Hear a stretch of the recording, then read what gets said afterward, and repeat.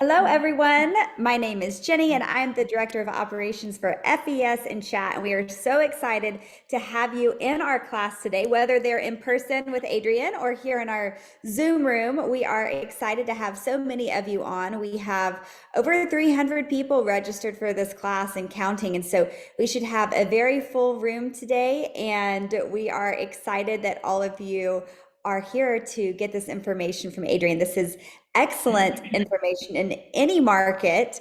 As you will hear in a moment from Adrian's bio, he has done this in all markets, and I think you're going to have a great class today. So a few housekeeping notes. First of all, thank you. Thank you for your time. Thank you for being here.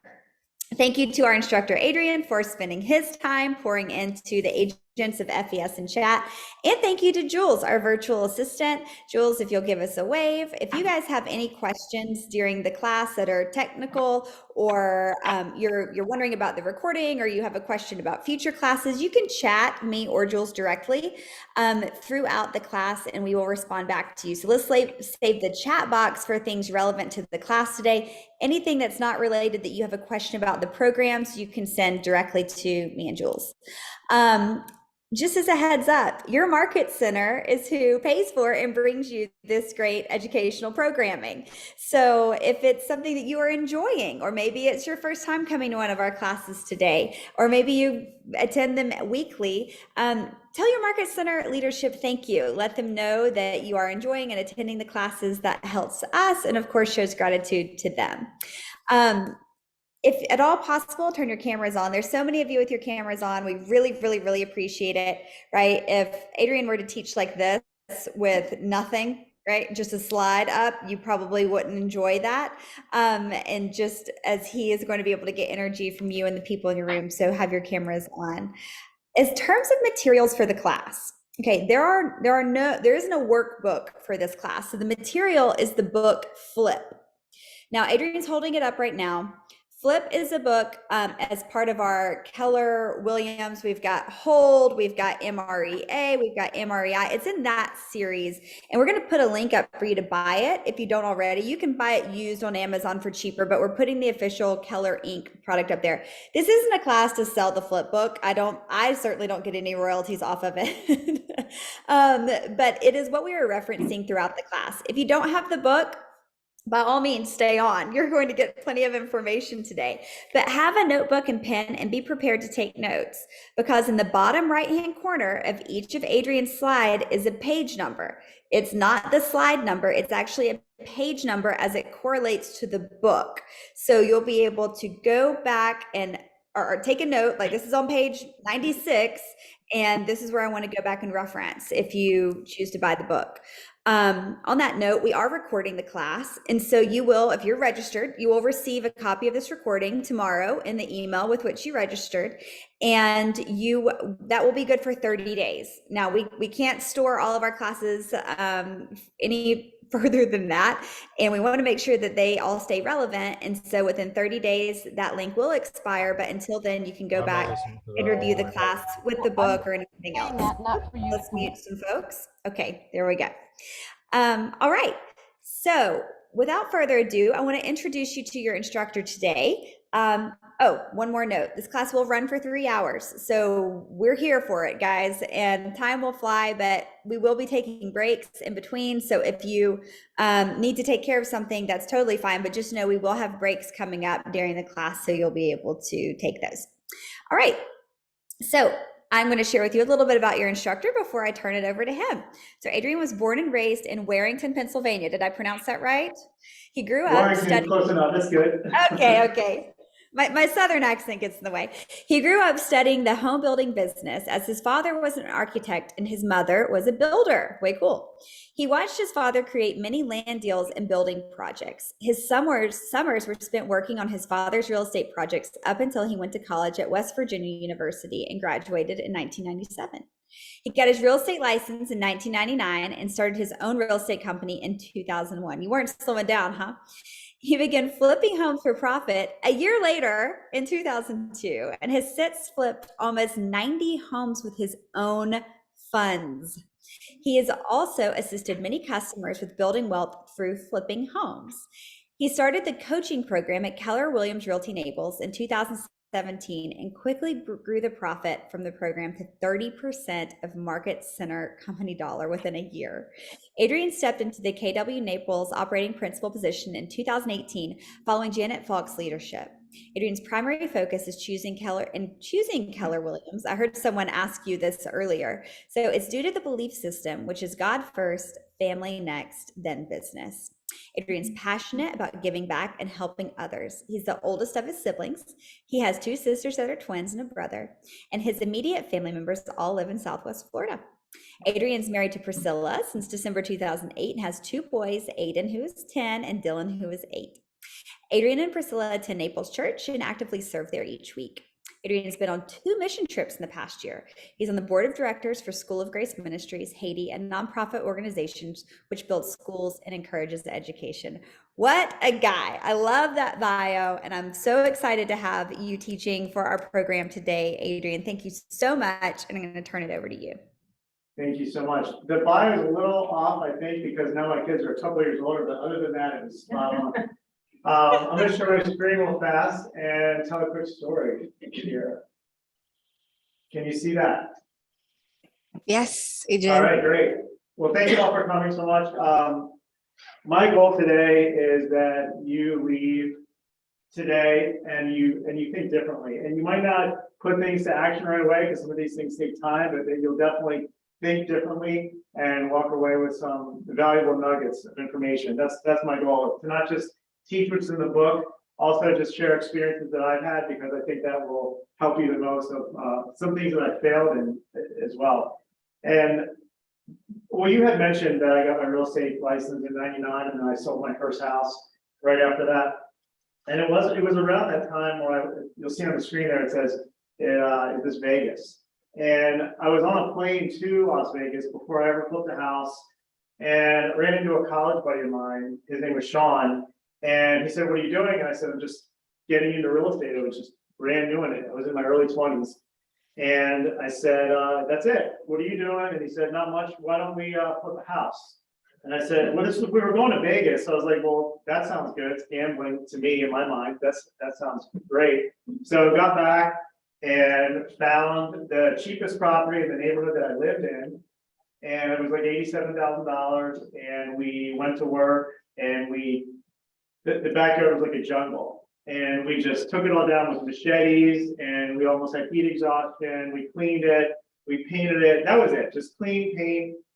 And we sold the house for $119,000 that we split after costs. So we made like 7 or 8 grand each, and we were so excited to do it again. And so we did it again and again and again, and we found ourselves even sleeping in these properties. So we would just go house to house to house to house and just sleeping in them. And we just were like, wow, this is great. But then after a while, we didn't want to only make $7,000 or $8,000. We said, there's got to be a better way.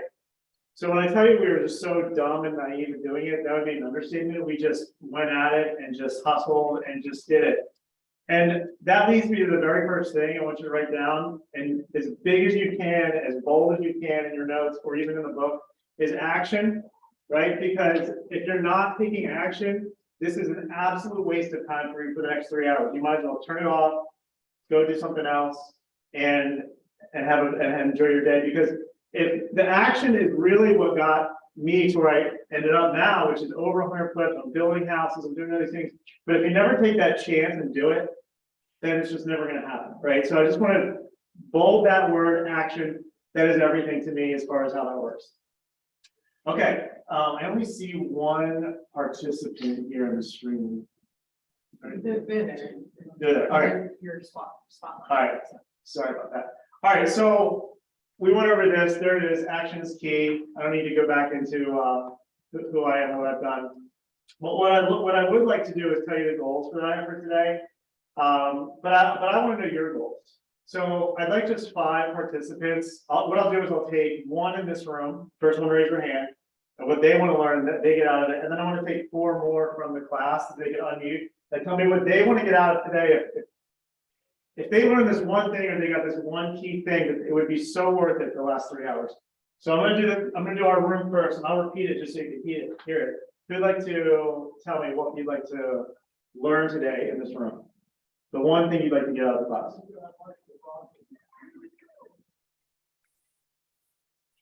Okay, Selling homes for profit. selling homes for profit. All right, so how to make money, right? Okay. How to make. Got it.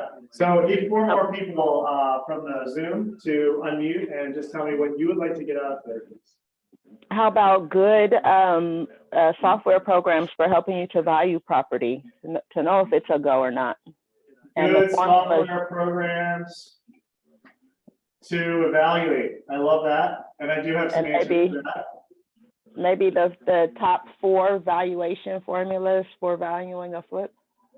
Okay, well, here's the thing, we're gonna teach you how to evaluate it, and then I can also point to you where you can find programs to do it. I think the best way to understand that is, remember when you learned math back in elementary school 100 years ago for me, is that when you actually do it, know how to do it, it's here. And when you're evaluating properties, you can internalize that. So software programs are great, and I can tell you, even to this day, I don't use it. So, but I will tell you where to find those programs that I know of very well. How about another one? About funding. Money? Yes. Money? Yes, Money. but Yes, we will absolutely talk about that. And it's funny you mentioned that. I'm just gonna kind of pivot for a second. So we got 3 right now, and we'll get 2 more. Funding is usually the first thing that I hear in people's brains as the roadblock to not getting started. And I want to tell you this. So there's 5 sections of this book. Okay, I'm going to tell you what they are right now, but here, it's right here. It's find, analyze, buy, fix, and sell. Which one is the funding part? Would be 3, right? Buying and also fixing, right? Because that needs money. But I've got to tell you that 50% of this presentation is on number 1. Yes, perfect. It's on finding the home, because that is the most important thing. And we'll get into the reasons why, but let's say, I'll give you another reason. In real estate, you're doing real estate sales, most of you are realtors, right? What's the most important thing on selling houses? Is that triangle, LLL, who knows it? Who knows the triangle with, starts with 3 L? Leads, listing, leverage. There you go. So what's the first one? Leads. Leads. And it's the same thing with this. It's the same thing with flipping. It's the same thing with building new homes. It's the same thing with all these things are the leads. It's not about the money, and I'll tell you why in a little bit. Okay, so number 4, another goal for today. In the chat, Cheryl said when to know it's worth the flip and when to pass. So when to know it's worth it and when to pass. So worth it or pass. That is what we will absolutely be doing in the analyze section, which is number 2. Okay, we're going to analyze the properties, because before you actually buy the property, you're going to know if it's worth it. Before you buy that property, you will know within a reasonable amount of how much money you're going to make on that property before you even buy it, or you wouldn't buy it. Okay, next one, last one. Remodeling budget. Budget, perfect. And right there, that is there in the analyze too. We'll be going over that. So all these are great. Okay. So and listen, during this time, if you have questions, just you can raise your hand. The chat, I've got Mallory here that you can't see, she's off camera, but what she'll do is if there's a question in the chat, she'll let me know there's an important question, and we'll pause and go right to the question and answer that. So if you feel something that's pressing, you want to ask a question, we can jump right on that. Yes. What's 5 cents underneath it? You say what's 5 say? Underneath it, yeah. Oh, gotcha. Yeah, I don't know how to show it on Zoom. Thanks. There we go. So profit in the bank, that was a pretty important one, right? Yeah. Yeah. Don't cover that one up. All right, so out of the class of participants, there's 132 online. Has anybody flipped more than 20 homes online in Zoom? No? Anyone do over 10?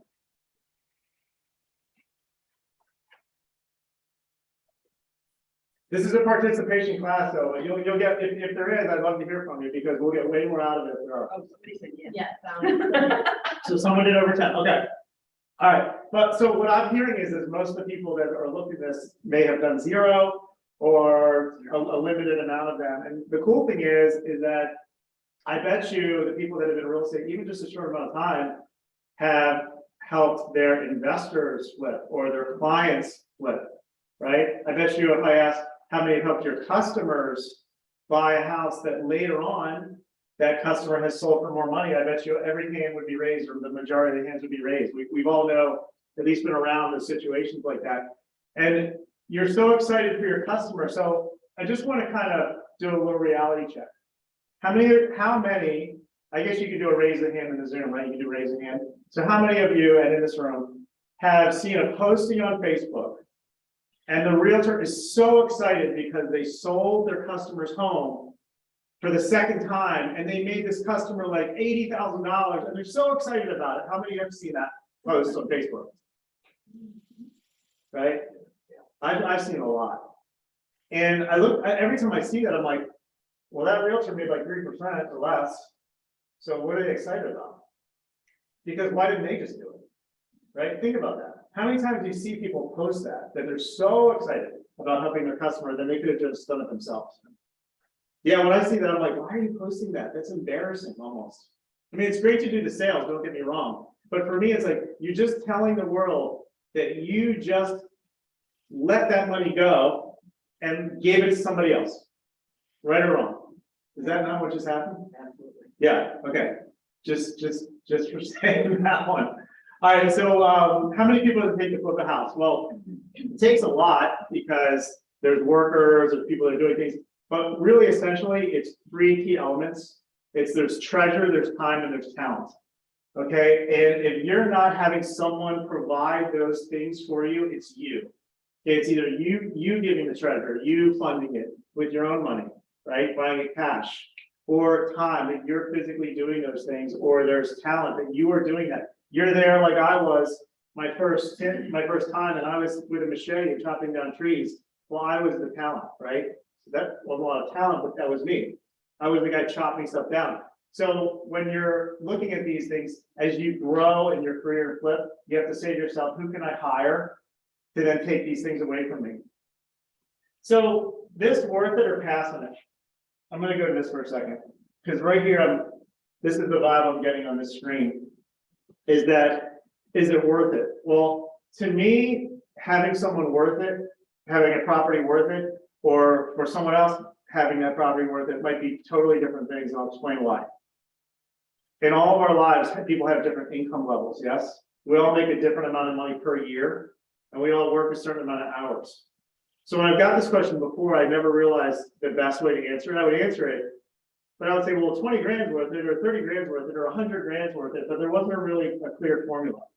And I've come to realize the clear formula, which is if you know your per hour rate, you can figure this out if it's worth it or not. I'll explain. So if I'm gonna use 100 grand in this class a lot, just as a number, but it doesn't matter the number, use your number, right? So if you make 100 grand a year and you work 40 hours a week, right? You can take 40 hours a week times 4 times 12. Now you know your total hours per month for the year, and you divide it into 100 grand, you know your per hour rate. Yes, you agree? Yeah. So when you know your rate, you say to yourself, well, how much time and effort am I have to put into this flip? Is that worth it for me? Because at the beginning, when I made $7,000 or $8,000, that was worth it. When I was 20-something years old, and I was like, yeah, who cares that I spent 3 months chopping down trees? To me, that was exciting and worth it. A, because I was learning, but B, because that was a lot of money for me. Okay, so would I do that now? No, I would not. I wouldn't even do it to hire someone to do it. So it's just a mindset of how much you actually make to know if it's worth it or not. Does that make sense with that answer? So it's totally personal. Grant Cardone, everyone knows who that guy is, right? Is it gonna be worth it for that guy to make 20 grand? He would laugh at that, right? Most likely. Okay. Any questions? Any comments? Any comments in the chat? No? Okay, fine. Well, as I told you before, finding the house is the most important thing that there is. It's the leads, right? So this section is about 50% of the class. So it could go an hour just on this section alone. And if you truly understand the section, this will be everything for you with finding flips and finding deals and investments is the find. Okay, so just want to make that really clear. It's the find. Because someone says, well, how do I find the house? We're going to talk about that right now, but it's not the money. And I'll tell you why it's not the money. Because if you knew of a house right now that had a bunch of money in it after repairs, do you think you'd find a problem finding someone to give you the money? You wouldn't. It's not the money. When someone says, oh, I don't have the money, I say, where was the address?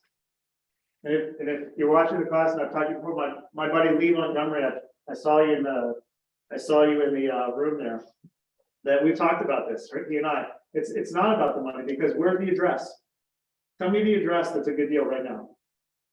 That's what we're talking about. It's finding the house that has the money. Once you get the money will come. Everyone says the money will come. What's that mean? I'll give you the money. How about that one?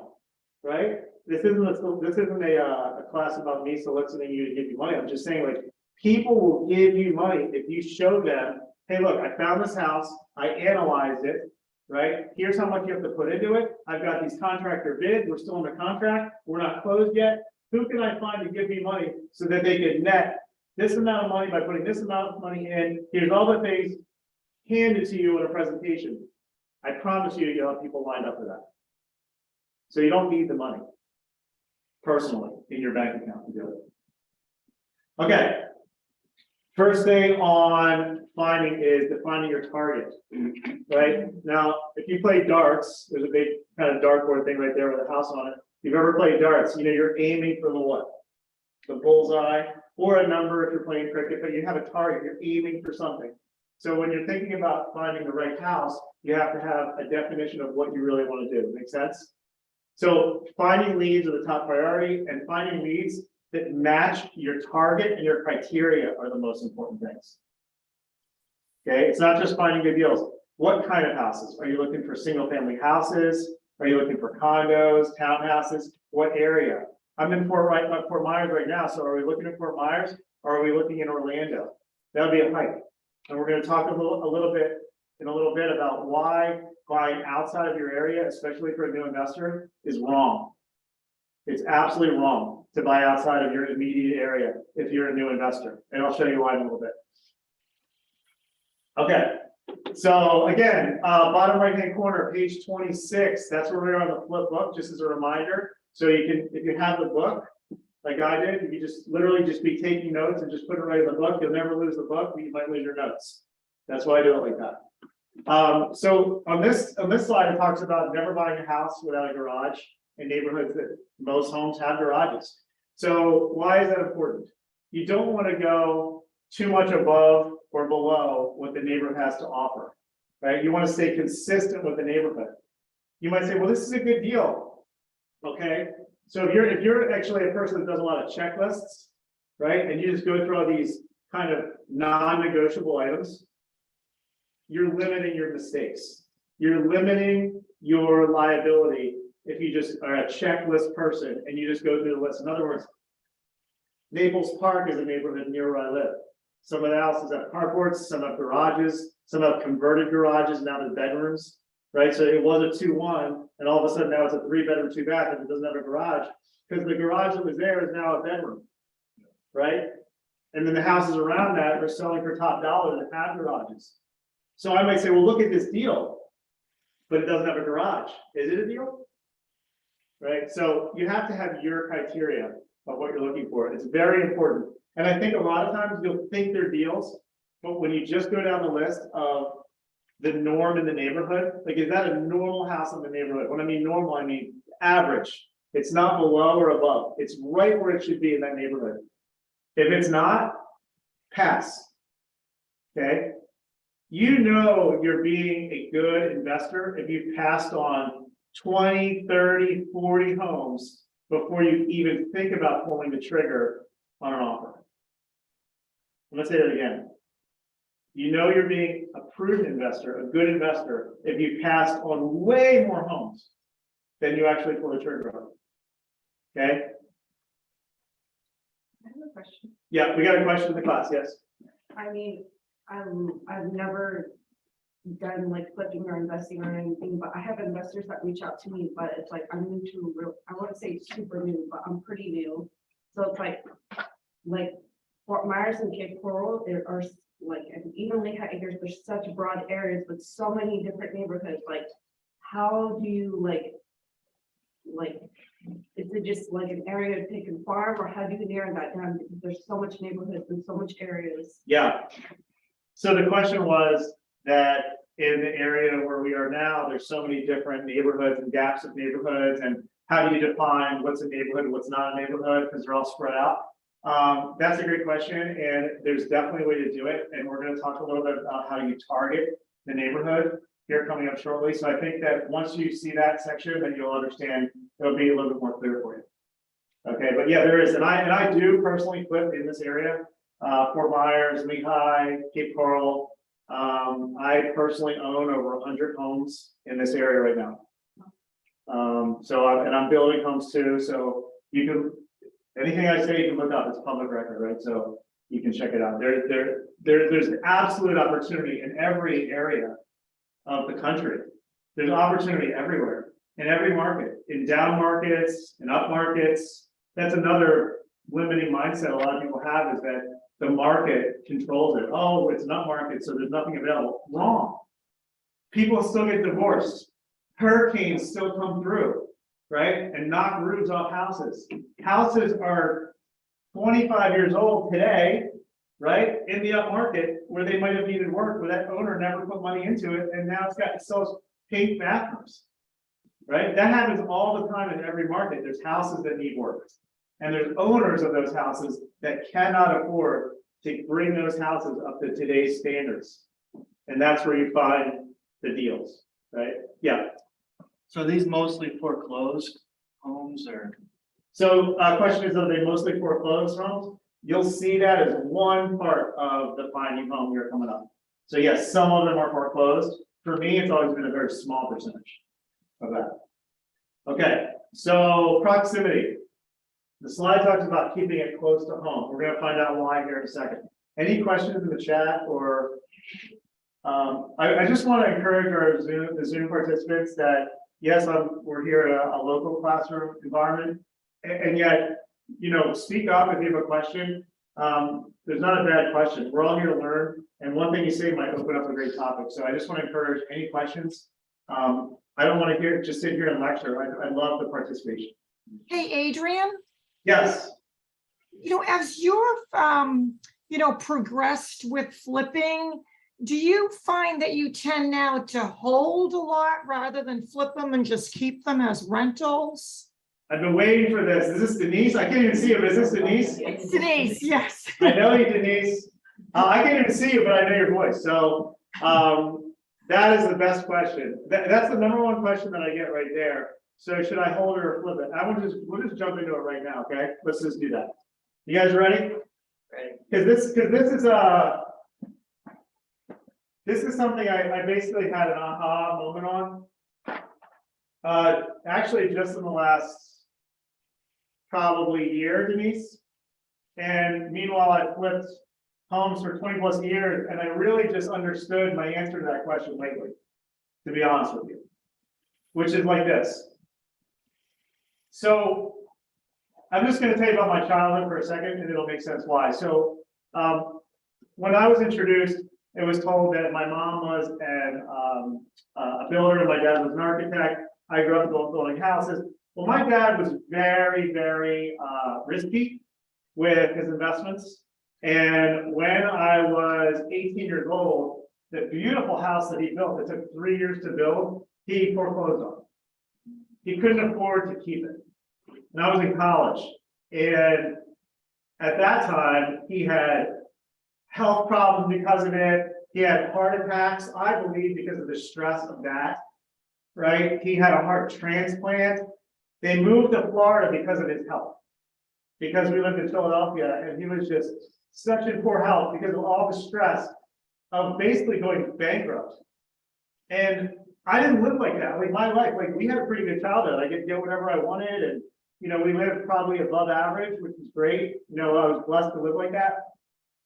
But there was a point where, you know, my dad lost it all. And he's built it back up again, but for me living through that, my mind, Denise, like my reserves. So that's the answer, is my reserves. The amount of money that I can say that I could live X amount of months to comfortably live, okay, before I go and spend more money, is my answer to that question. And I'm gonna explain further, is that I have just been flipping and flipping and flipping houses for so many years because I'm like so passionate about having so much money stockpiled, so I never have to live through like what I lived through with my kids and my dad. So for me, holding was scary. That's my answer. Holding was scary because why it was scary was because I knew that if you hold, you have equity in the home. Right? You can't hold a house without some equity, right? You're gonna have equity. Either you own it cash or you have a loan and the bank's gonna require probably 20% on investment. So for me, when I saw that 20%, I'm like, I can take that money and put it in the bank or keep it and stockpile it. So for me, Denise, the answer was reserves. Now I'm more in tune with, okay, I'm good. And now I'm gonna start holding long-term. I just bought 6 acres in Lehigh. I'm putting 32 units there to hold long-term. I'm doing low-income housing, Section 8. I think there's a big need for that. So I'm doing that. So I'm having all these things going. In the meantime, I'm still flipping, I'm still building, I'm still doing all those things.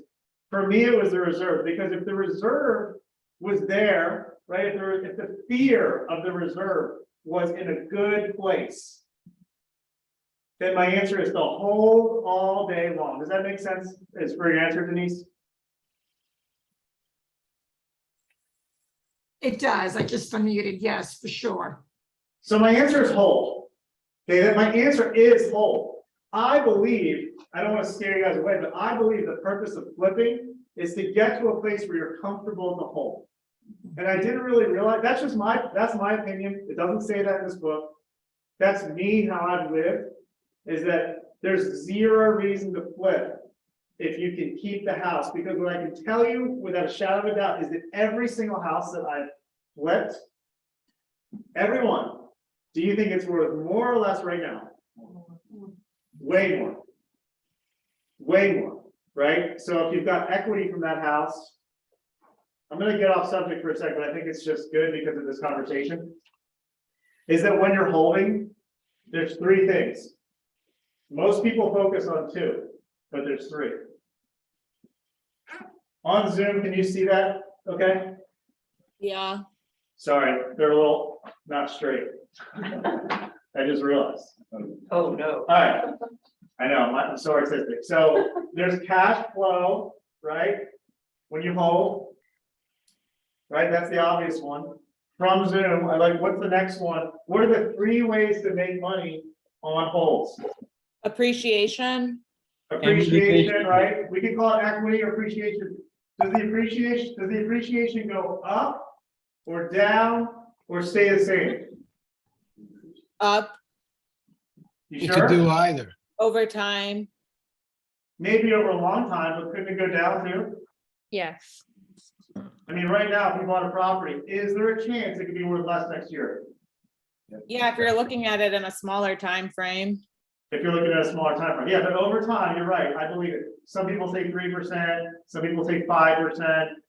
You know, Gary, I think references like 5.5% appreciation over the length of 20 years, whatever, like that's the natural appreciation. So yes, if you hold it that long, right? Life happens too. So if you hold it that long, so, but for this example, I'm gonna say up or down, right? Or the same.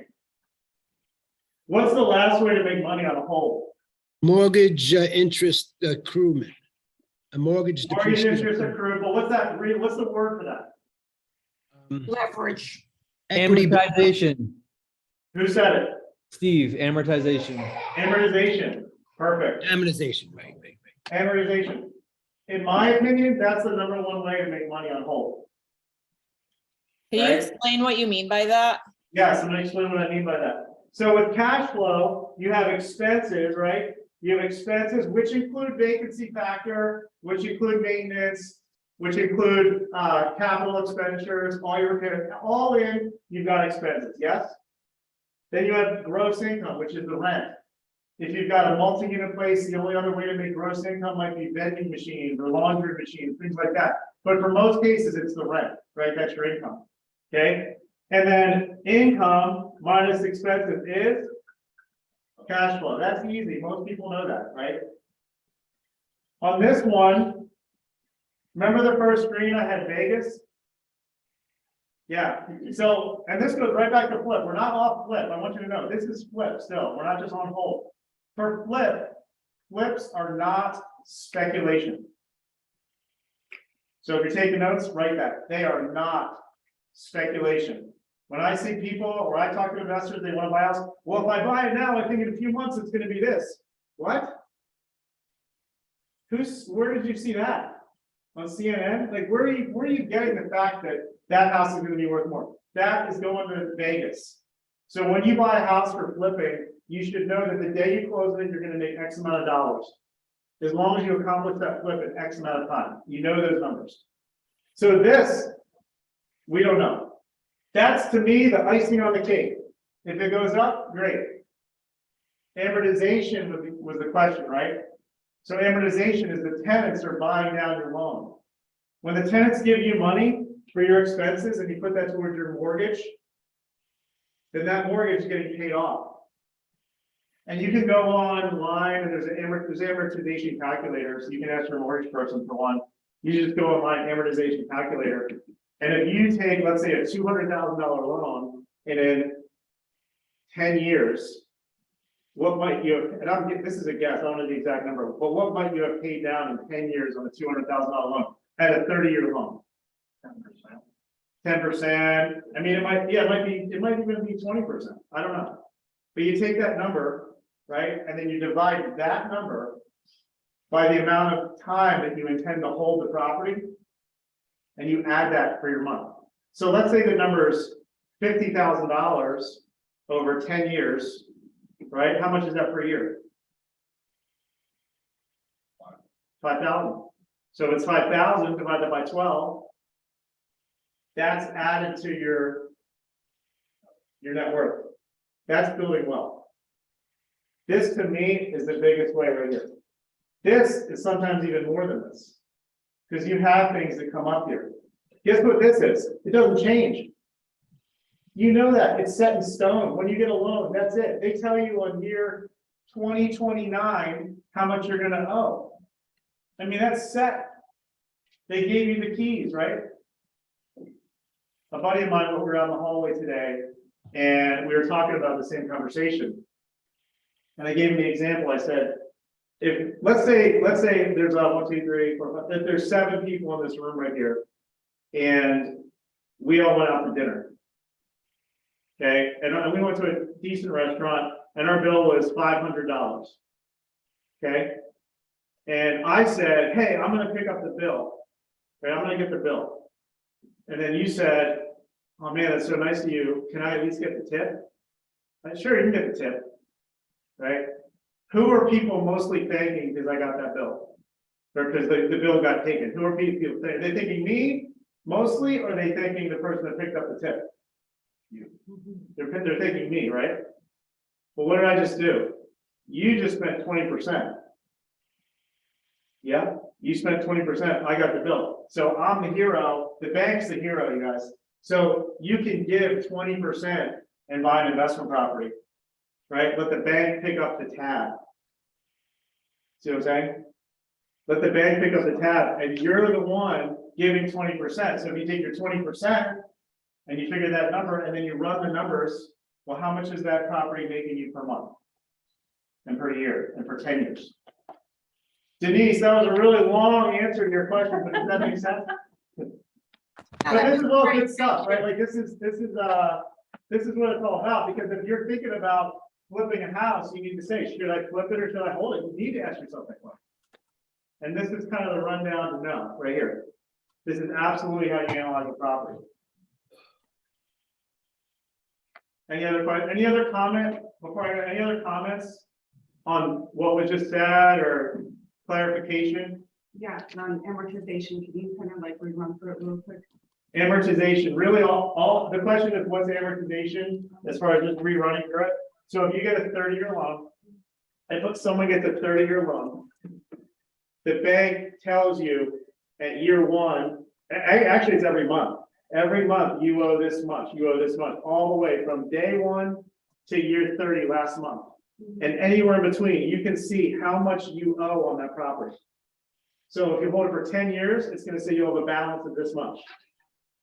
So if you know you're holding the property for 10 years and you already chunked off the portion of that money, just take that amount. That's your money, right? That's your money.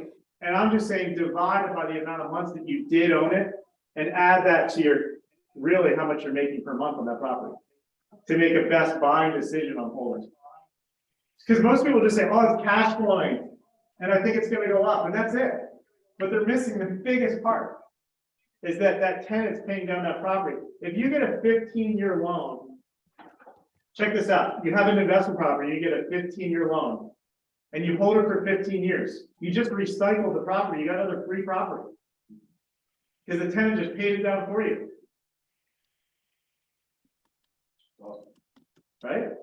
And you just do it every time. And by the way, you can just keep taking money out of it as long as the bank allows you to go buy more. So yes, this is a class on flip, and I still flip houses. And there's reasons I flip and there's reasons I hold. Do you do that in this area? And you said you have done it both ways. You're going on it right now. Yeah. The reason I would flip a prop, even right now, let's say the reserves are good, right? I'm comfortable spot, all those things I explained. Why would I still now flip a property? Because the cash flow and this don't make sense anymore. And when these are not in a good space, in other words, when I don't think I can rent it out, I'm like losing money for cash flow, and this is not exciting to me because I'm losing too much money on the cash flow. $1 million property, maybe I can't make up all the costs that it's going to take to maintain that property, and I can't rent it out for as much as I want. You have to look at that.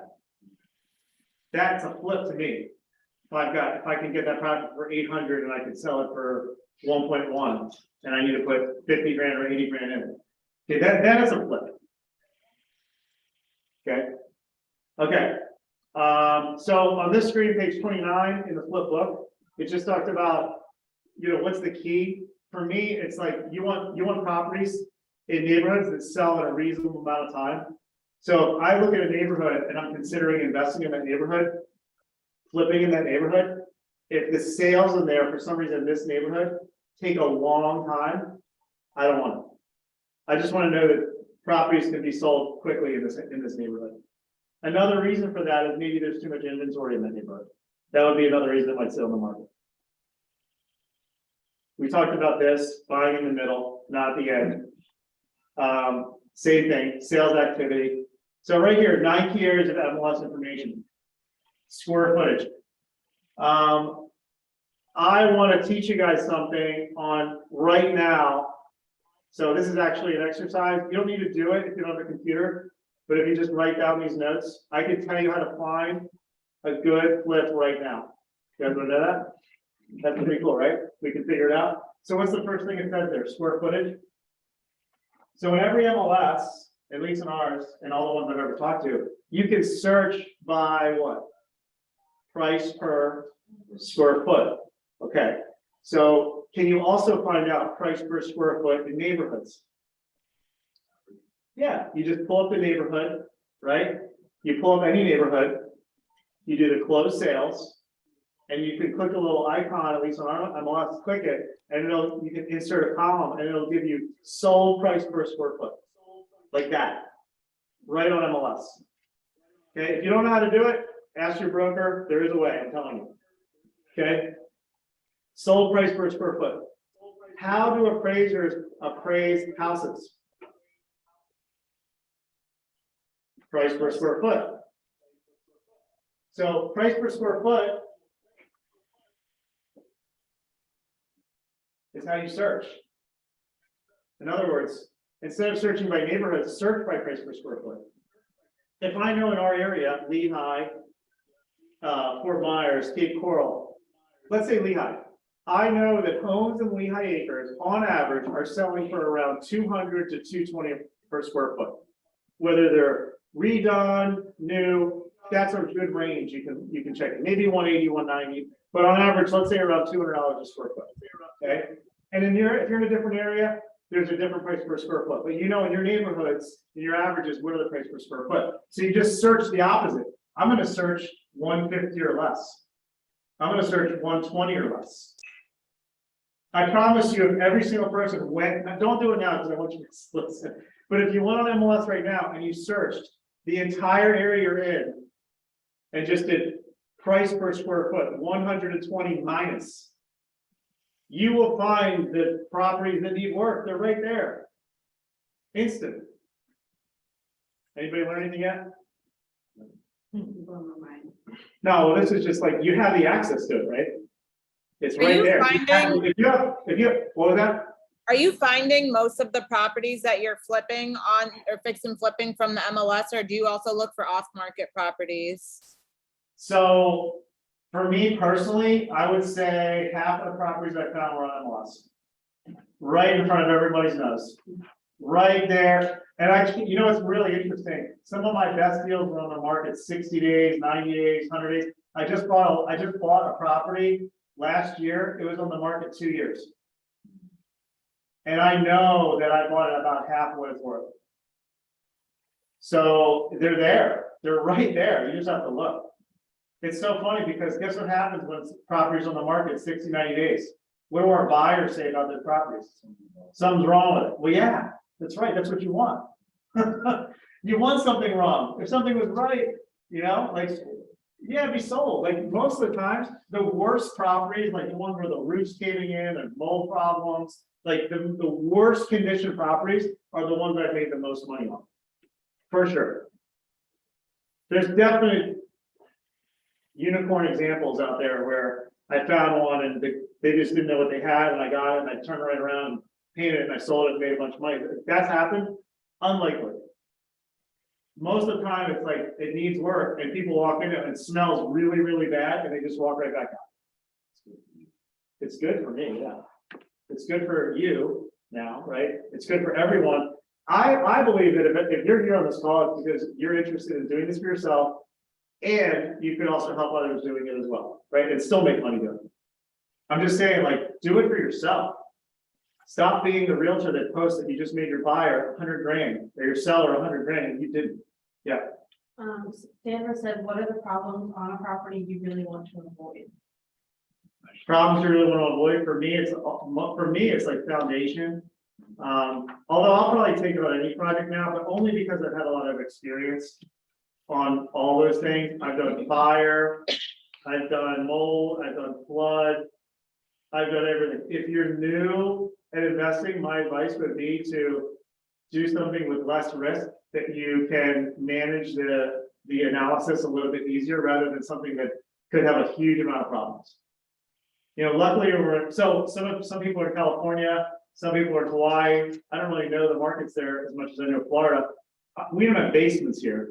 So that just takes basements right out of the equation. Where I was from, up north, basements could be massive problems with mold, mildew, water coming in, all that sort of stuff. So we're above the ground here, right?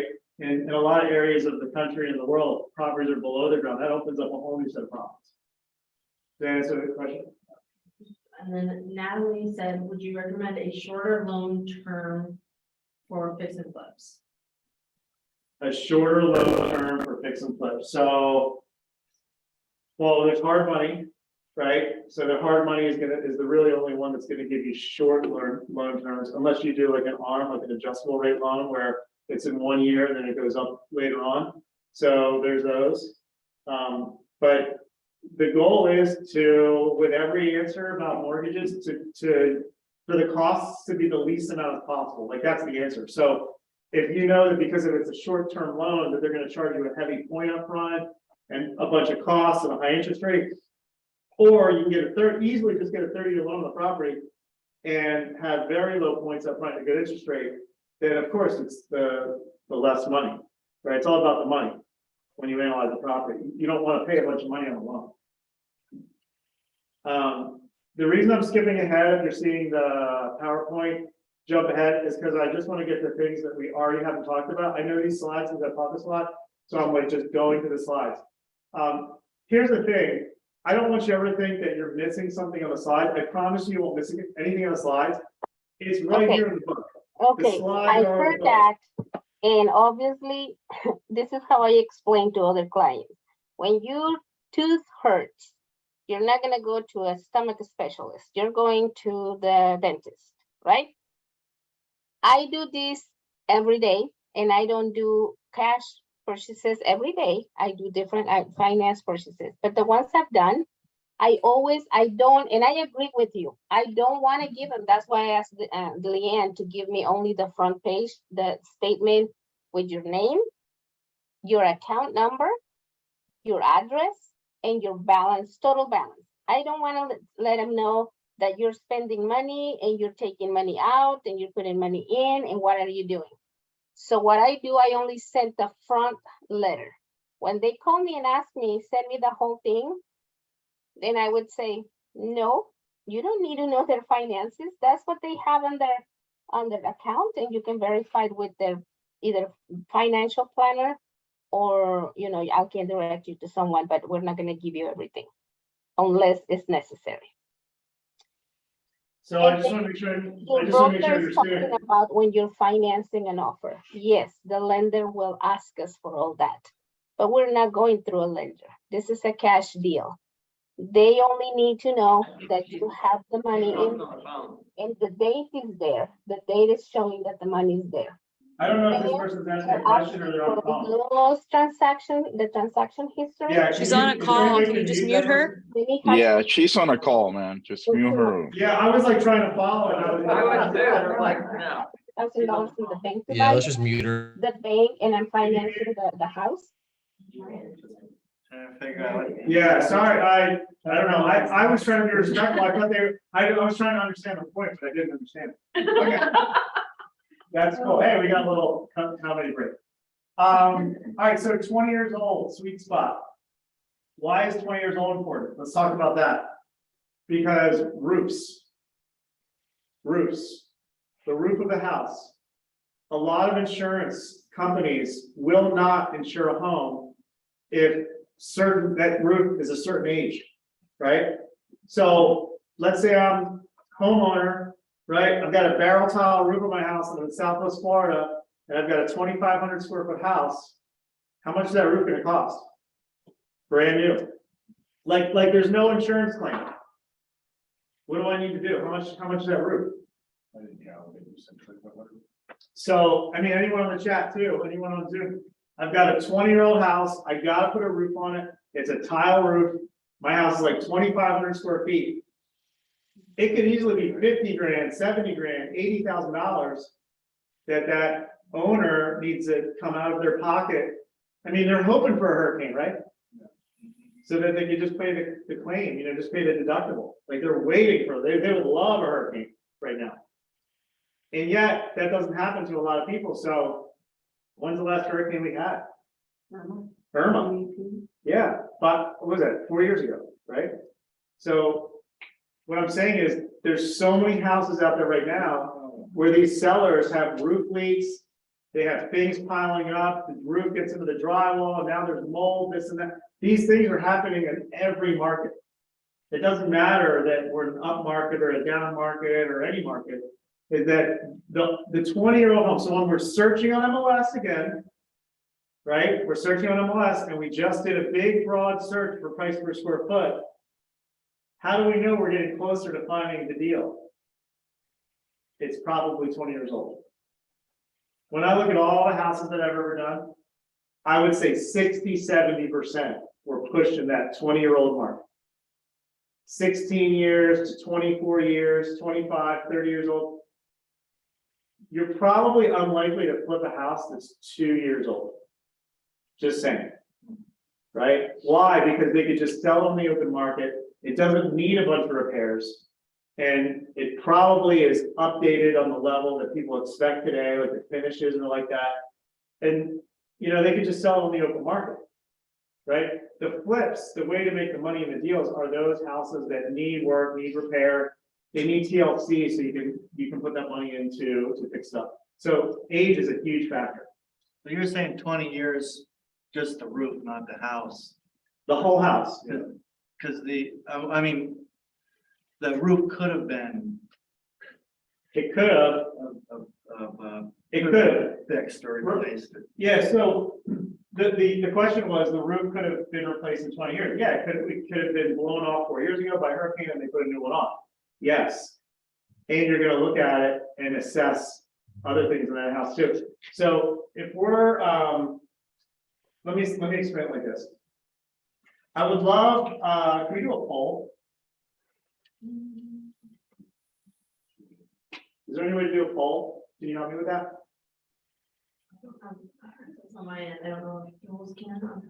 Okay, well, here's, instead of the poll, I raise your hand. I'm gonna ask everyone to raise their hand on chat if you believe on one or the other, okay?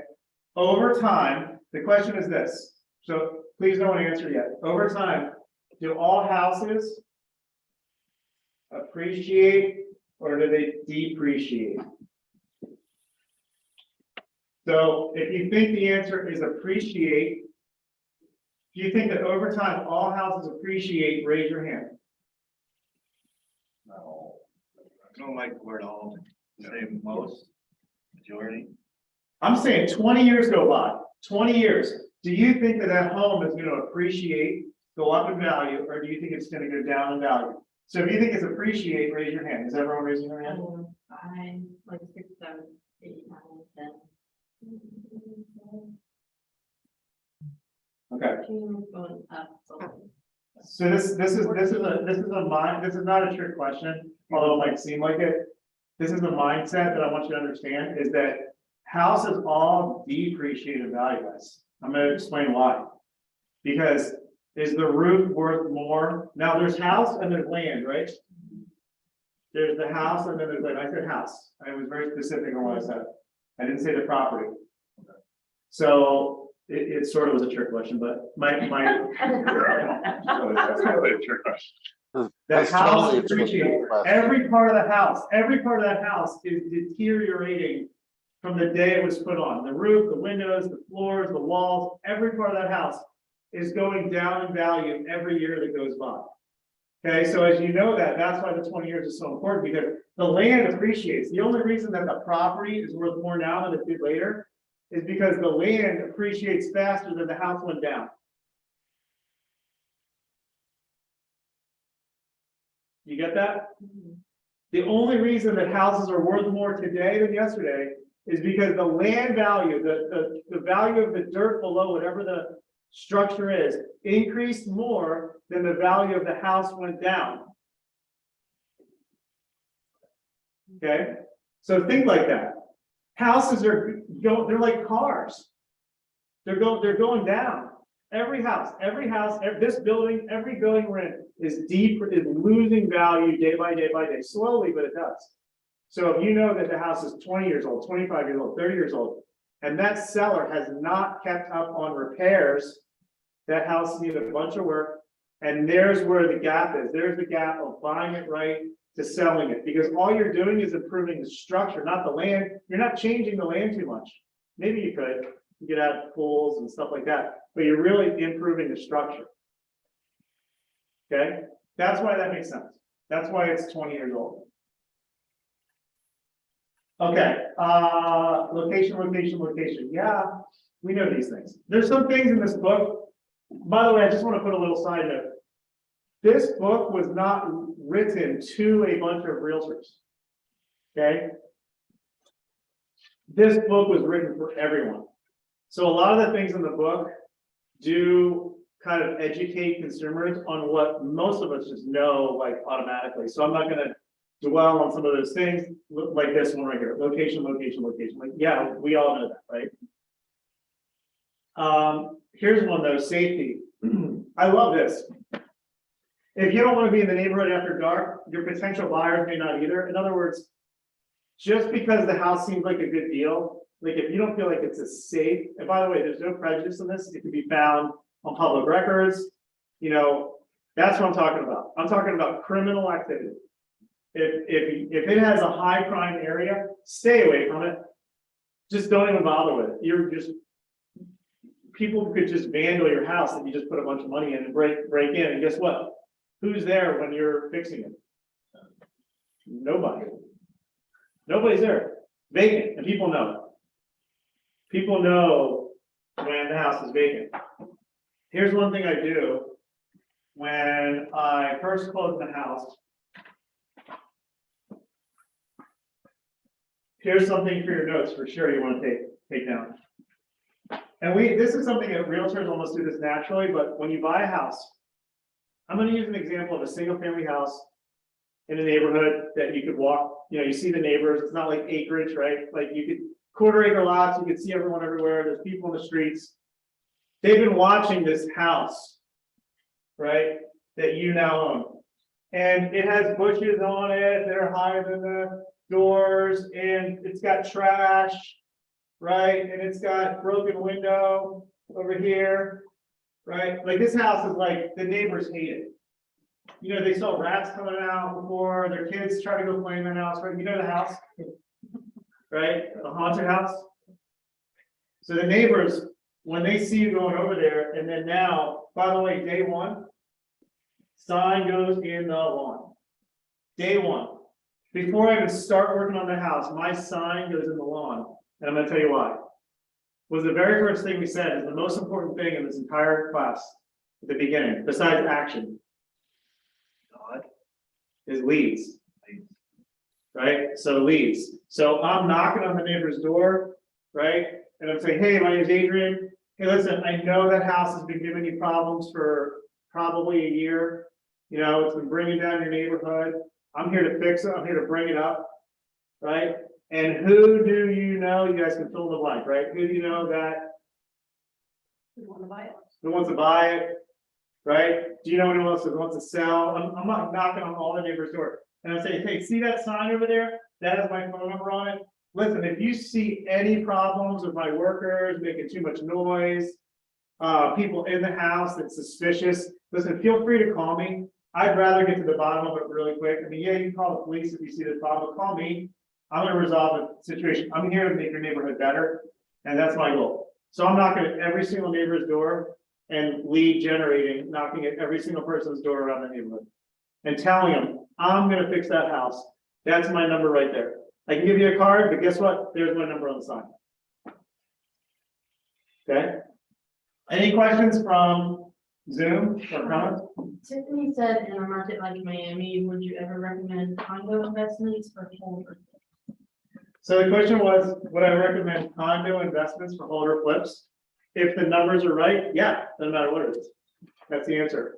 So if the numbers make sense, like, if you buy it right after costs, after repairs, and you sell it, yeah, of course. I bought lots of condos. I bought this condo. So I've been to Miami, I know Miami really well. I bought this condo in this area over here, Fort Myers, but it was a condo. It was an attached unit, and the whole roof burned, was gone. And it was just down to the slab, and I rebuilt that thing. So yeah, it just doesn't matter, as long as the numbers make sense, then you want to buy it. Hey, Adrian, you might cover this a little bit later, but in general, you say as long as the numbers make sense. Do you have go-to contractors in every area where you kind of know what to expect to pay in rehab costs? Yeah, that's a great question. So do I have contractors that help me stay in the area? So at the beginning, remember we talked about there was time, there was treasure, and there was talent. So you're on the continual hunt for that.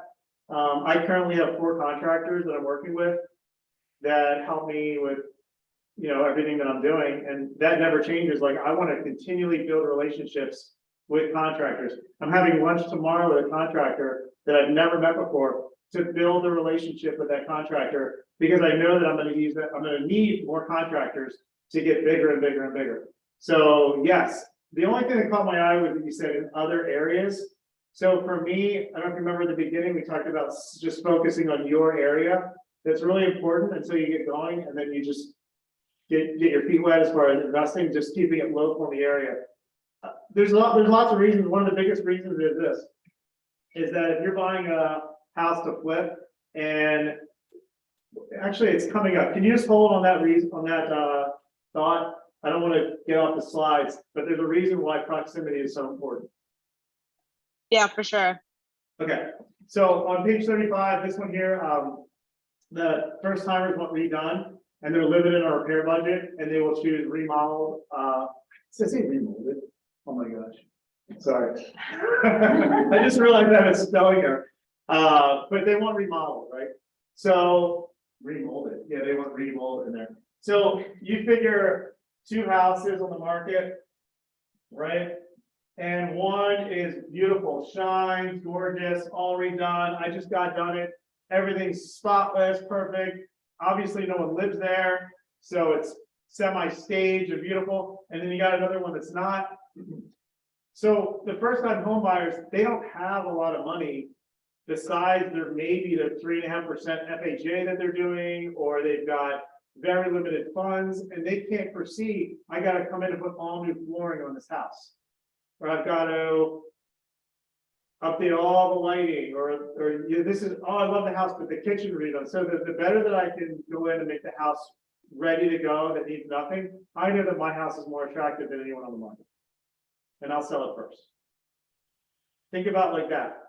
So based on that, that's how, this might come up later as far as a question, but that's how I choose on the price range of the homes that I buy.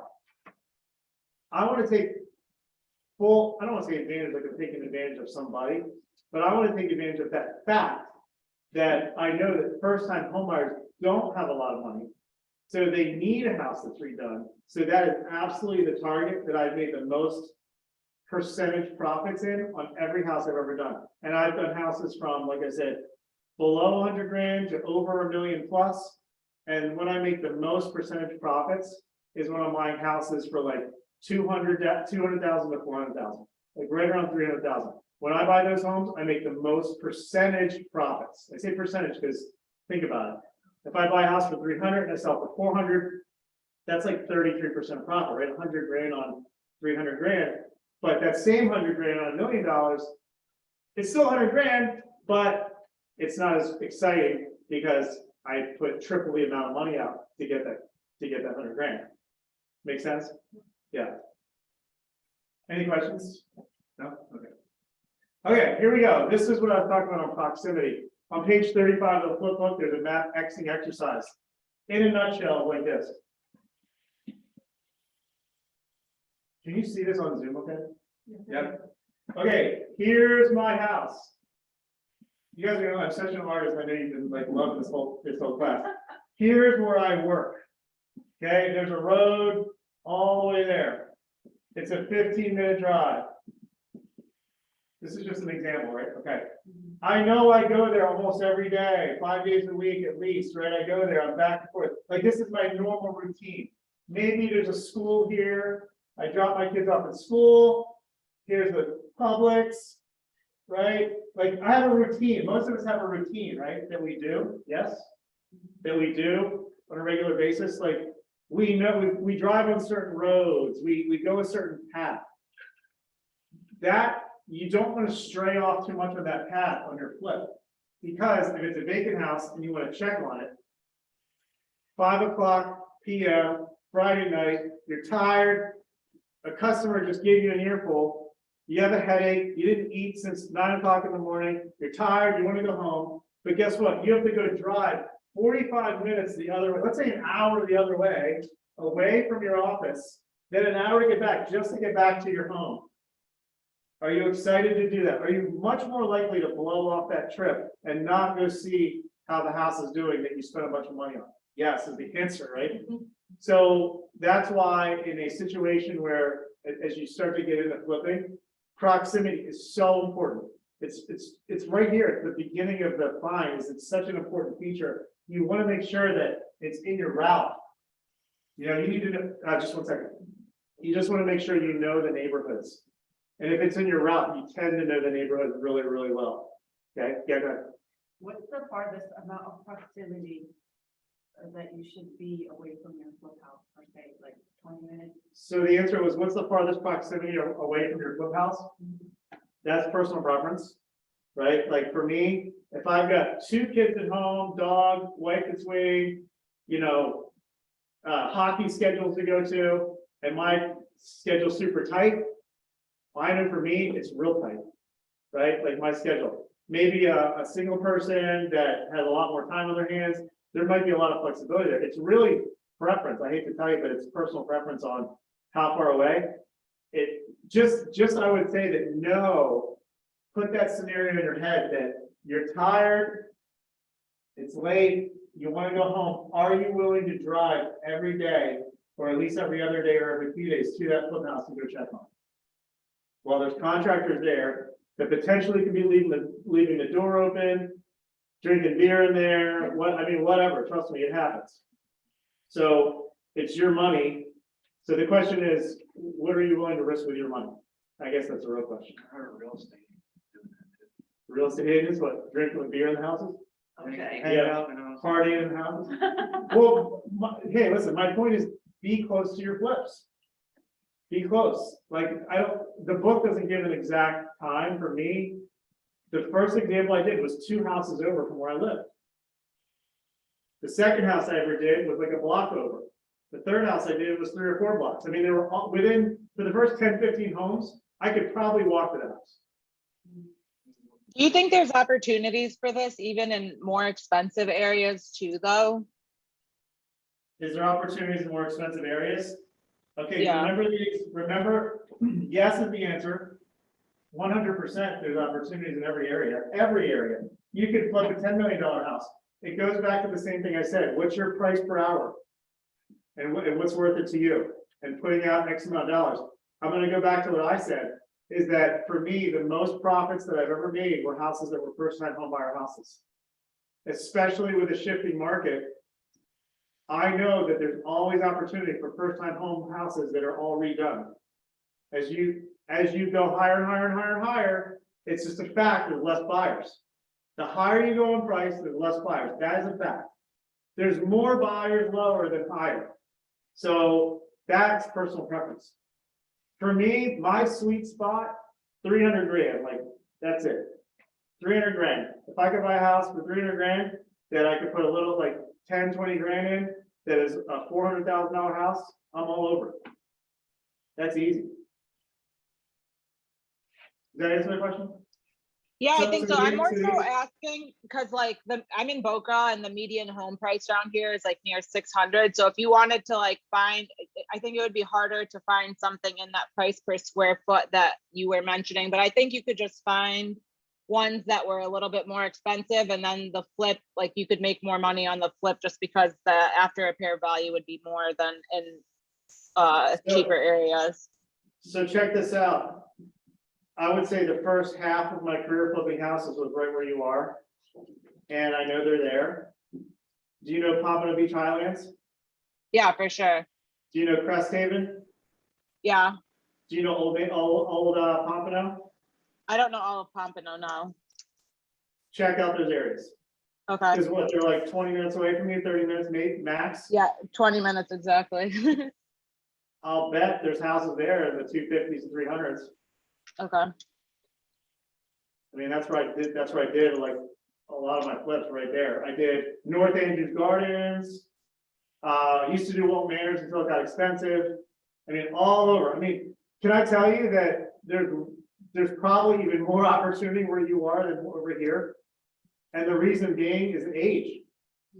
Like Boca and Pompano and Deerfield Beach right there where you are. I mean, that's like houses there were built in the 70s.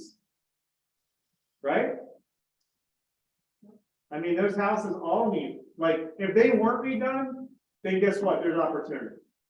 Right? So let's keep talking about how we're finding those opportunities, right? Because that's what this section's about. I know I told you it's a long section.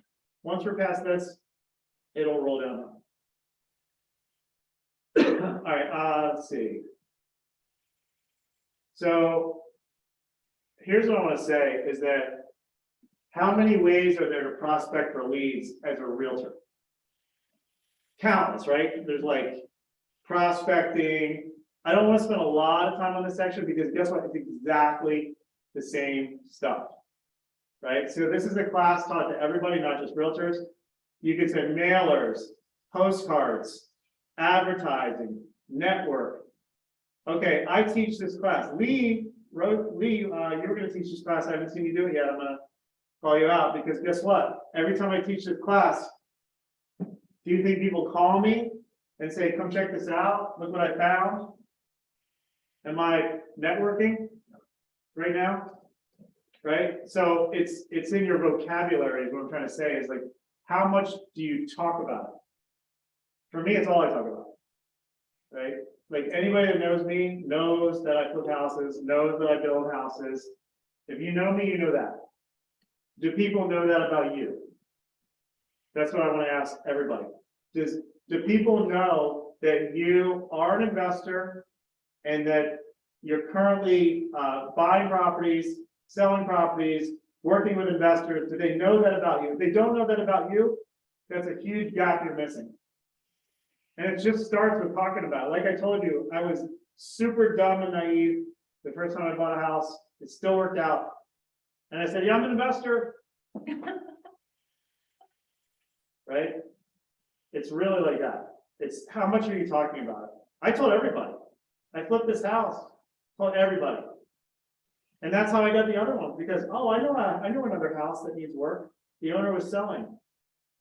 So they're out there. It's just, are you talking about it? So like when we're going through these, just realize that these are realtor activities that instead of saying I help people buy, who's thinking bold? Probably a lot of people, right? I can help you buy, sell, and what's the third one? Or invest, right? So just stressing that last one. So target neighborhoods, MLS, classifieds, foreclosures. Let me see what else we can talk about. Question. Yes. At this point, I mean, you are an investor, but when you bought your first house that you flipped with that, did you buy that with your own money or did you get like a loan, like a Loan. regular bank loan? A loan. I got a bank loan because I never owned a house. So the question was, what did I do on the first one? I just got a loan, just like I would live there. And I did live there, a sleeping bag on the tile floor. Seriously. So you took the profit from the house that you made and you flipped it, like put it into the second one or? Yeah, I just kept doing it. So the question is, what did I do? As I started, I just bought a house. I got a primary mortgage. Actually, me and the other guys and Michele, we actually both applied for the loan. We want to talk about not even being able to approve. We both applied together. And I did whatever I could do. You know, we both applied with both of our incomes to get this house. It was $80-something thousand. So we both made application on a loan to do that for that house. What's funny is that only after 5, 6, 7 houses, whatever it was, now we can go buy that same house cash. So it's just stockpiling the money and the opportunity. So this bird dog thing, that's real. Don't think it's not real. It's on page 47. This is a very real thing. If someone brings me a property, whether they're an agent or not an agent, I am paying that person. So you can give a bird dog fee. That's not illegal. I can, it's right on the closing statement. It's real. I paid someone, like it says right there, $20,000 for a lead before. Not commission, not commission. I'm talking about, I'll pay someone real money. If they find me a lead where I can make a bunch of money, you think I'm not gonna pay them? I've paid an agent. Let me think of the right number.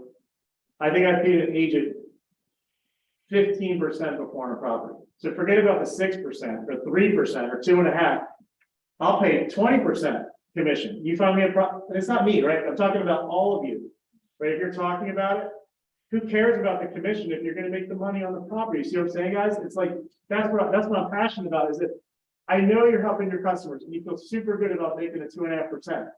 But if you can make 10 times that, that's what this is about. Like that's what we're talking about. You're taking advantage of the house because finding the house is the most important thing. And then once you find it, you're calling your customer to buy it, not you. Hopefully you hear me coming up loud and clear about that. Right? I think I've stressed that. All right, as is contract. By the way, we will give it a few more minutes and then we'll take a 5-minute break. So hang in there, okay? All right, as is contracts. In our area, basically you can get out for any reason. for anything. I had a bad night's sleep, I'm out, right? I don't like the color of the moon tonight. It doesn't matter, I'm out, right? So use the as-is contracts to your advantage, right? So you can make offer. I've made so many offers sight unseen. I make offers all the time. I am making offers almost once a day, if not every other day on properties. And sometimes I don't even put it on contracts. I just send them an email. I am willing to pay blind for your property. Here's the terms, here's the closing date. Tell your seller, get back to me. I'll put it in writing. No, I'm emailing you. Why can I demand that they present that offer? Because that's their duty, right? Your duty as an agent to present all offers, right? So I'm making offers all the time. Right, take advantage, and when I keep saying take advantage, I'm not talking about taking advantage of people, I'm talking about take advantage of the tools that you have. Okay? You have so many tools at your fingertips, the MLS, the contracts that we have, all the broker advice, title companies, inspectors, you have all the tools in the tool belt to make a ton of money on investing right here at your fingertips. The as-is contract is one of those tools. Because you can make an offer today and never even put the deposit down because it's, let's say it's 3 days later, and go inspect the house. Now the house is off the market, right? Like you have a contract. Now you can take a step back and assess, do you really want the house? Right? Because if it's not under contract, guess what happens? People are fighting over it, you might lose, you might be wasting your time. Get it under contract. If the numbers aren't right, you go back and you say, the numbers don't work for me. I want a reduction in the price, and then I get a reduction in the price, or I'm out. Every single time, if you're taking notes, just for sure what you want to write down is every single time I go under contract, no matter what, I ask for multiple price reductions all the way until closing. In the contract that I'm in. And I have no, I don't feel bad about it at all. It's just business. It's not emotional. So multiple price reductions. Here's an example of how that might look. I get under contract, I do my inspection. And I say, oh, call the agent. This is way worse than I thought it was. Right? Like, I had only planned on a budget of 20,000 for this house. This is gonna cost, oh my gosh, probably double. So listen, I don't even know if I want any more. However, I'd be willing to keep moving forward if your seller would reduce the price by $20,000 on a $200,000 house. Imagine. Well, you know what they're gonna say. They're gonna say no. They won't do 20, but they'll do. But you know, I think they can do 10. Shoot for the stars every time. You can look at that property that I mentioned that was on the MLS for 2 years, and I bought it for $85,000. Do you know that that list price was $149,000? And I bought it for 85. And I didn't put it under contract with 85. I had it under contract for 125. And then I did an inspection.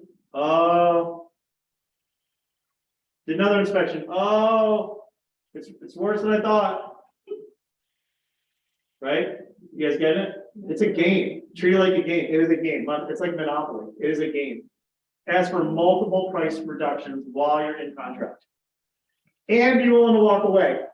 When you say, oh, it needs $20,000, do you have to be able to show that, or could that be? So the question is, do I have to show like an inspection report? Yeah, sometimes they ask for it.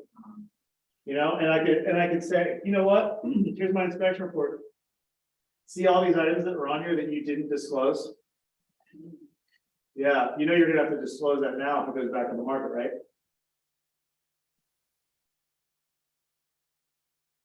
Yeah. It's just a game. It's a game. And you need to play the game, you need to play the game to your advantage. Right? Can you speak to when you talk about multiple price reductions toward close, if you've already agreed to one price reduction, for example? Yeah, to me, if I'm under contract with on a property, I don't care about that price. It has to work for me or I'm not continuing closing. So if I am doing inspections and I'm not comfortable with the number, in other words, I don't really care what the number is that I go under contract with. I care about the price of when I close. It's two different things. I can tell you probably 8 times out of 10, the price that is under contract day one is not the contract that I'm closing with. Just look at your own deals, guys. Look at your own deals that you do for others. Are there repairs that the seller has to do? Almost every deal, yes or no? Okay, well, guess what? That costs money, right? So instead of the seller doing the repair, you're doing it, because in these houses, there's problems. A lot of them have problems. How many deals do you do? Ask yourself this question, for others, where it's under contract, and all the way to closing, not $1 was put into that house after your buyer's inspection. I guess it happens. The house is mint. But houses that need work, did that happen really? No. So there's always a lower price. I'm just taking it to the next level. So when I'm saying multiple price reductions, it's just that I do the inspection and then I go back in and I get reductions on the price. I mean, I can think of all the flips I've ever done. That's what I do. Put in a contract, do an inspection of some sort. It could be a survey. The one that I bought for 85, it was because of the survey, because it had some wetlands around the property. But guess what? The wetlands looked on the survey like a big river running through the property on the south side. And I sent it because I was like, oh my gosh, this looks bad. Even though I knew what it was, it just looked bad because it was blue with like waves. Like it was just wetlands and like the perimeters of the property. But the way that the surveyor did it, I looked at it, I'm like, oh my gosh, this looks horrible. Wait, I should send this to them. Right? So just that's what I'm saying, is that multiple price reductions means that during contract, you're getting price reduction, you're asking for it. And have the mindset that you're willing to walk away if you don't get it. Hey, Adrian, I have a question that's a follow-up to what you're saying. In terms of the inspection reports, as we know, inspectors maximize the price of repairs, usually inflating the prices. And let's say you present that report to the seller and the seller goes and says, well, I'll get that repaired for you. Obviously, they're going to do it for a lot less using their, maintenance man or what have you. How would we turn the table and convince them to give us the credit or lower the price of the home, as opposed to taking the initiative of making the repairs themselves? Okay, so give me an example of one of the repairs. So I'll give you an example of my most recent sale. The roof I'm saying, was just give me one item of repair, like is it the kitchen, the sink, the oven, like roof. what's the item? What's the item of Okay, repair? so let's say roof and electrical, which are pretty big on inspection Roof? reports. Roof and It's a roof? electrical, yes. Yeah, I don't want the seller to repair it because I'm gonna redo the entire electric in the whole house. So that doesn't solve anything to me. If they repair something, then I'm gonna redo the entire electric because you have cloth wiring in your house.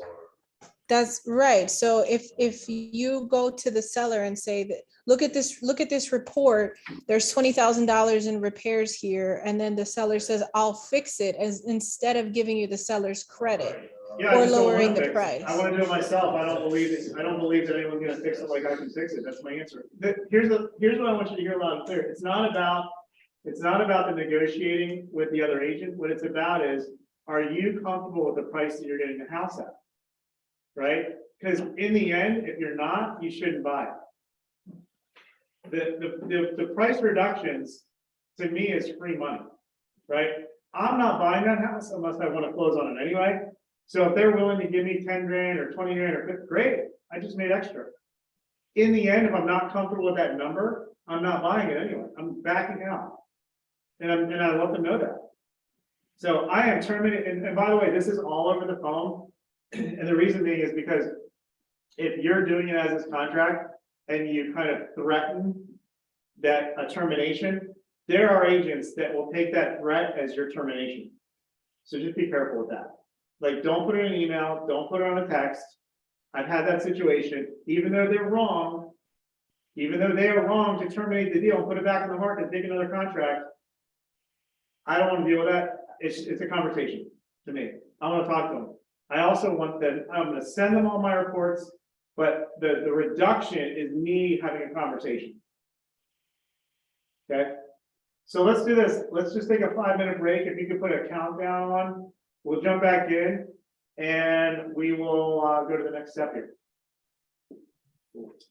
Can we record this? It's being recorded. Where would I find it? If you are subscribed, to the link, I think you get an automatic email later on. All right, great. Thank you very much. Enjoying this meeting. Thank you. So can we do a countdown? I don't know if,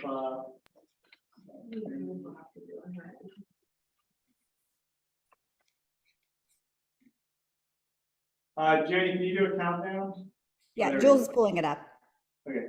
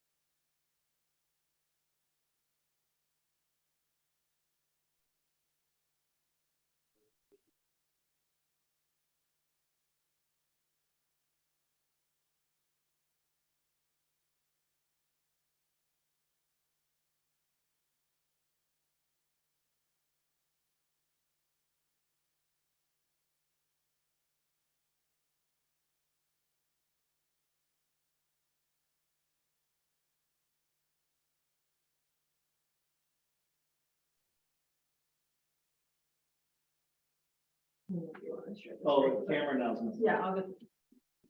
We're almost there. Can you guys hear us? I know. I need to stop. All right, we are back. Any aha, I would like to take just from everyone on Zoom. Any ahas just around the last section, which was the fine section, which was really a huge part of the class. I would just like 3 ahas, if you could just unmute and share. I'm here. Put your sign up in the yard the moment that you take possession of the property. Yeah, what did you like about that? Sorry? What did you like about that the most? That you're actively prospecting, just the moment that you are the owner. And so someone in the neighborhood might have a buyer for you or know of another property in the neighborhood that would be a potential flip as well. Exactly. Was that Steve next? Yep. I think a big thing that you told me and that you said in the class was if you don't feel safe going there at nighttime, like just don't do it. Like if there's a lot of crime, just stay away. Yeah, you're just asking for it, right? Mm-hmm. Exactly. One more.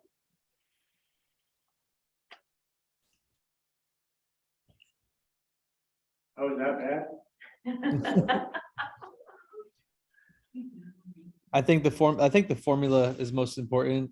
Like if long-term holding, cash flow plus amortization plus appreciation, that's like the number one thing that's in my head right now.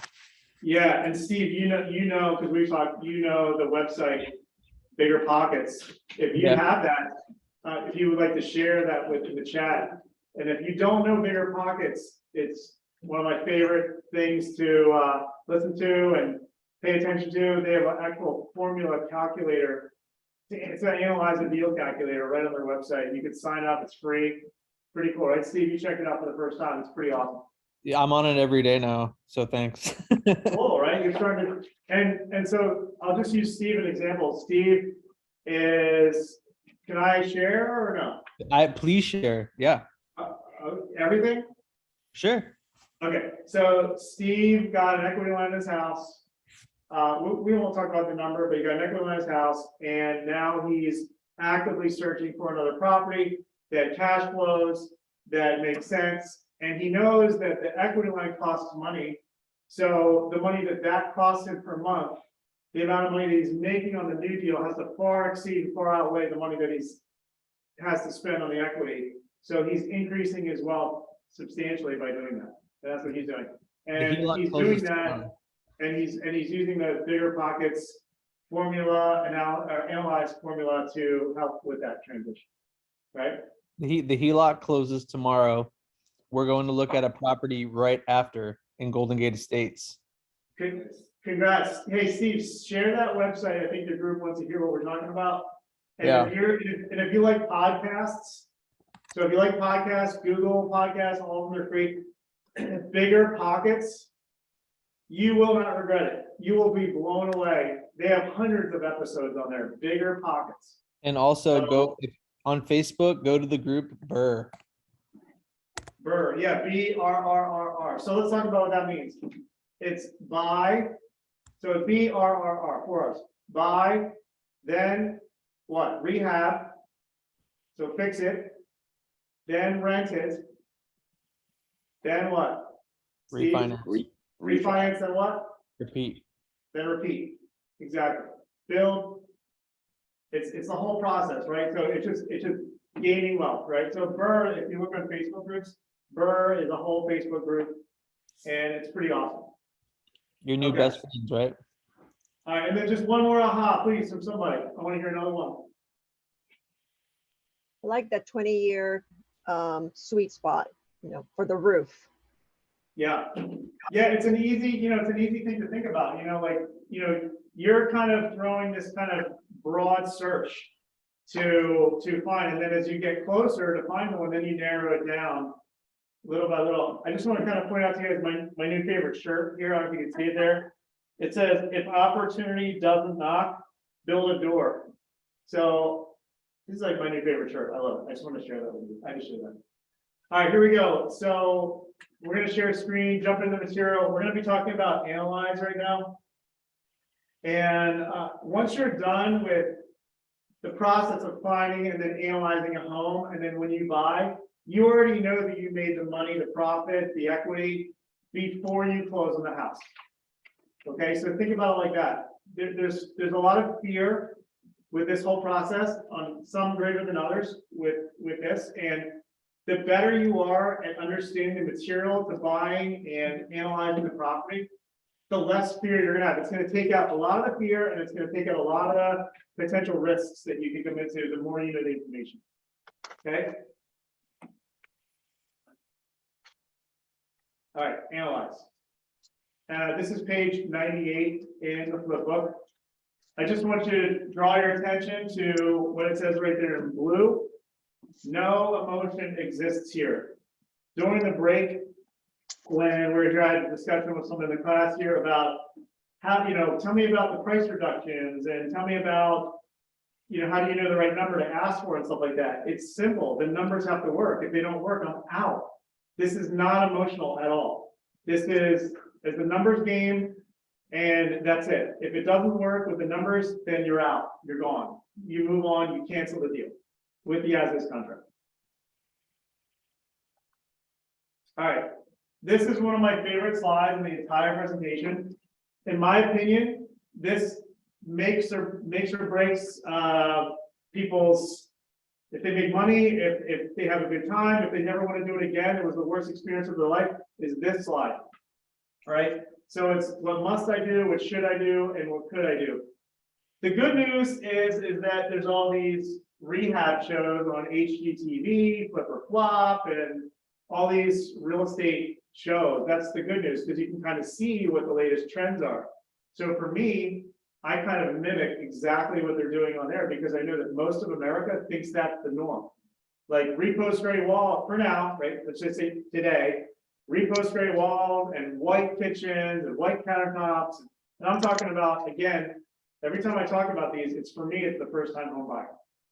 Okay, I'm not talking about a $4 million house on the beach that has a Mediterranean theme that's, an amazing, I'm talking about my sweet spot for this class is that first time home buyer. When you do it a certain style, they sell. Okay.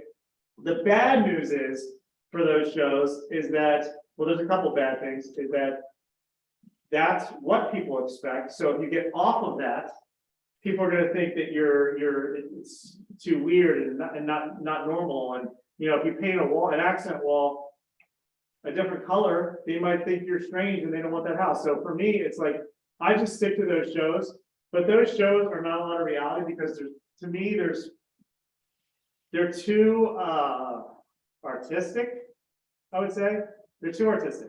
They spend way too much time with the design. This is my opinion, way too much time with the design and all the time and energy put into that. And for me, that gets people into trouble.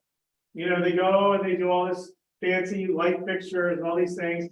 All the investors I've ever worked with, and anytime I put more money into a house than it should have deserved, is when I lose. Because every dollar you put into that house is another dollar you're not getting back. And that's how I think about it. So what must I do?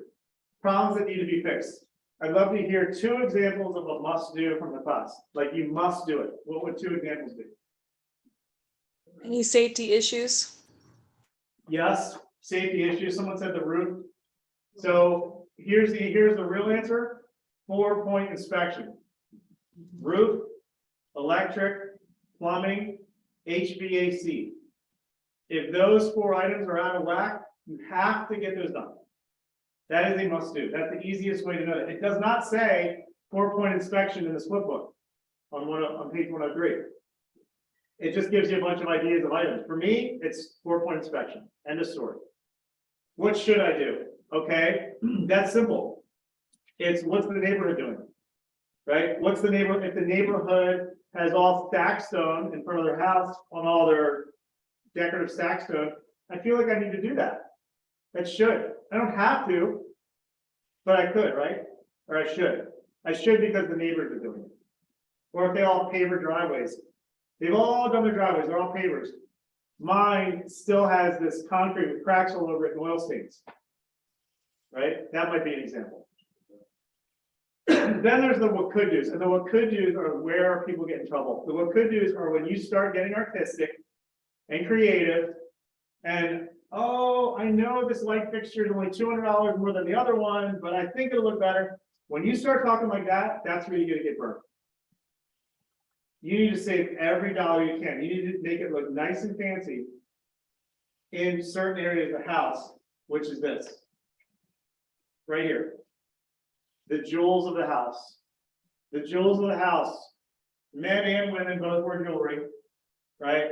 We wear watches, earrings, necklaces. We do that to accent certain parts of our body, yes? Right? You want to accent your ears, your face, right? That's why people wear jewelry. So it's the same thing in a house.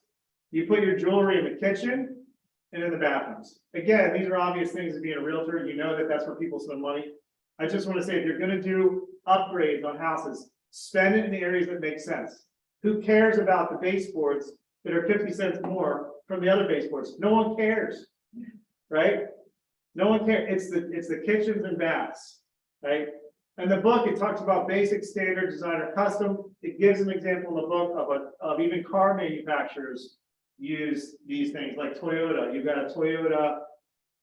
What's the lowest model Toyota? Like no, that's like Corolla. The Yeah, so Yaris? Toyota Corolla. Then the next one will be like a Camry, and then Avalon, and then in the book, not me, but in the book, it talks about, well, then their custom would be like a Lexus, because that is Toyota. Right, so it's just look for these things in everything you do. For me, with neighborhoods, when I look at a neighborhood and I know I'm in a standard neighborhood, I want 90% of my upgrades in that house to be standard. The things that I'm doing in the house are standard with a little touch of designer. So if I'm in a designer neighborhood, I want it to be all designer with a little touch of custom. Like I always just want to one up slightly, just 5% of the next level. But for the most part, I want to stick with the neighborhood where it is. Any questions on that? No? So, yeah, you go inside and look around at other houses in the neighborhood. The question was, do I go inside and look around other houses? If I have to, I might already have been in houses in that neighborhood, or I can look on MLS. You can do a lot on MLS. And by the way, most of these pictures in here are clips that I've done personally. Like I can tell you these addresses, like these are either finished or unfinished clips that I've personally done on the whole slide. So these are the things that I know every cost of materials in there. You do yourself stuff? The question was, do I do it myself still, like now? Yeah. No. No, like I don't work in the houses anymore. Then you Hire people, yeah. I'm not against it. I think it's great. I mean, I think that everyone should know how to do, at least have an idea how to do all the jobs. And the reason being is because you know if it's done right, you know what to expect, you know the time, you know how much it should cost. So I'm not opposed to people knowing and getting experience in those things, just because they need to know how much, what it involves. You know, you're not getting ripped off by a subcontractor, you know. Okay. We did that, right? It just talks about the neighbors are the best watchdogs. I love that, right? So the example earlier where you talked about prospecting a neighborhood, trust me, those neighbors who are watching that house, they're your watchdogs, right? They're the people that are watching out for that house for you, and they know your number to where to call you. So you want, even if you're not doing a single family where you can't put a sign on the lawn, or an association where you're not allowed to put a sign on the lawn, make yourself be known to the neighbors of what you're doing. It's all mostly good. There's very limited bad with that. Okay, so this talks about contractors, 144. The way I feel about contractors is this: hire a professional, because if you don't know what you're doing, because you might make less money, right? At least you know it's done right, right? So if you're not hiring professionals, contractors, and you're doing it yourself, and you're managing the job yourself, if you don't know what you're doing, you can get in some trouble, right? At least you can hire the contractor at the beginning stages that you know that it's done right and that you will have less problems and less surprises. So why does it say ask for a 10 to 15% markup instead of 20? Because what happens is most contractors over materials over labor, they'll add a percentage to the job. And what you would explain to that contractor is that I'm gonna be giving you a lot of work. I'm gonna be buying a lot of houses. I work with a lot of investors. This is not a one-time thing with me. So when I told you that I have a meeting, a lunch tomorrow at 1 o'clock with a contractor, guess what our conversation is gonna be about? It's not gonna be that, oh, I have one property. It's gonna be like, I'm gonna bring you a lot of business and I wanna add you to my team. Even if you've never done a flip, that's how your mind needs to work, right? That's how you need to start thinking, is that you need to start thinking, I'm an investor, I work with investors, I'm building my team, and I wanna start to develop relationships with people that can help me get to where I wanna go. You have to start thinking like that if you wanna be involved. So, quick role play. I actually want to do this with someone on Zoom, just so everyone can hear it better, right, than someone in class. So, if someone could, and not someone like Lee, I know you're one that we've done before. Denise, we might have done this before, but someone just a real quick role play. But I want someone that understands a little bit about costs on flooring. As an example, someone that understands what flooring should cost. Okay, so who'd like to role play there?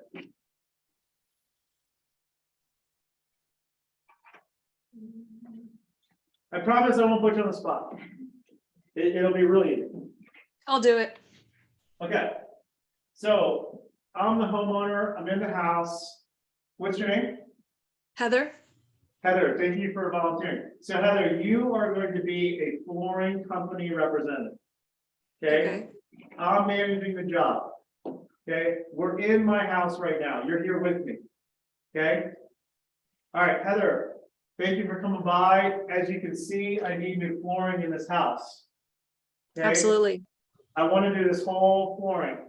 Okay, just before I get started, I just want to understand, I'm in a little bit of a time crunch right now because I'm managing the job, and I just want to know, if you did get the job, how long that it would take you to do this job? We could start next Monday and be done by the end of the week. Cool, that sounds good. So in a week, so next Monday, then we. So just let me ask you this, Heather, are you going to be the one that's installing the floor, or will you have other people doing it with you? There will be other people joining me so we can get it done quickly. Perfect. How many people do you think you might have? I'll have 3 other guys on my crew. 3 guys. Cool. So it'll be 4 of you. Wow, that's amazing. I Exactly. feel like that's great service. So 4 of you. Absolutely. So you'd be doing, and just so I can kind of plan, because I want to be able to open the doors, and then I want to be able to lock up the doors.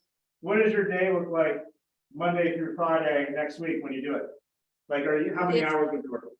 Yeah, if the house is vacant, we'll start at 7:30 and wrap up about 3:30. Perfect. All right. Thank you. We're done. So stop right there. So what do I know now about Heather? She's there. She's like hands-on, right? So that's great. Do I know the amount of hours? So if I take her and the 3 people that she's working with, can I calculate the amount of hours that they're going to be there? Okay, so I can figure out man hours, right? It's a real term, it's not sexist, right? Man hours, the amount of, so if you take all the people combined there and you put it as if it was one person. So you take the amount of hours they're all working and multiply it times 4. If it was one person doing it, I know how much one person would cost to do all that stuff, right? So now I say, once I do that, I'm gonna get the bid from her eventually, probably within a day or that night. But I can see if I buy materials, that I know how much a reasonable price is to pay Heather.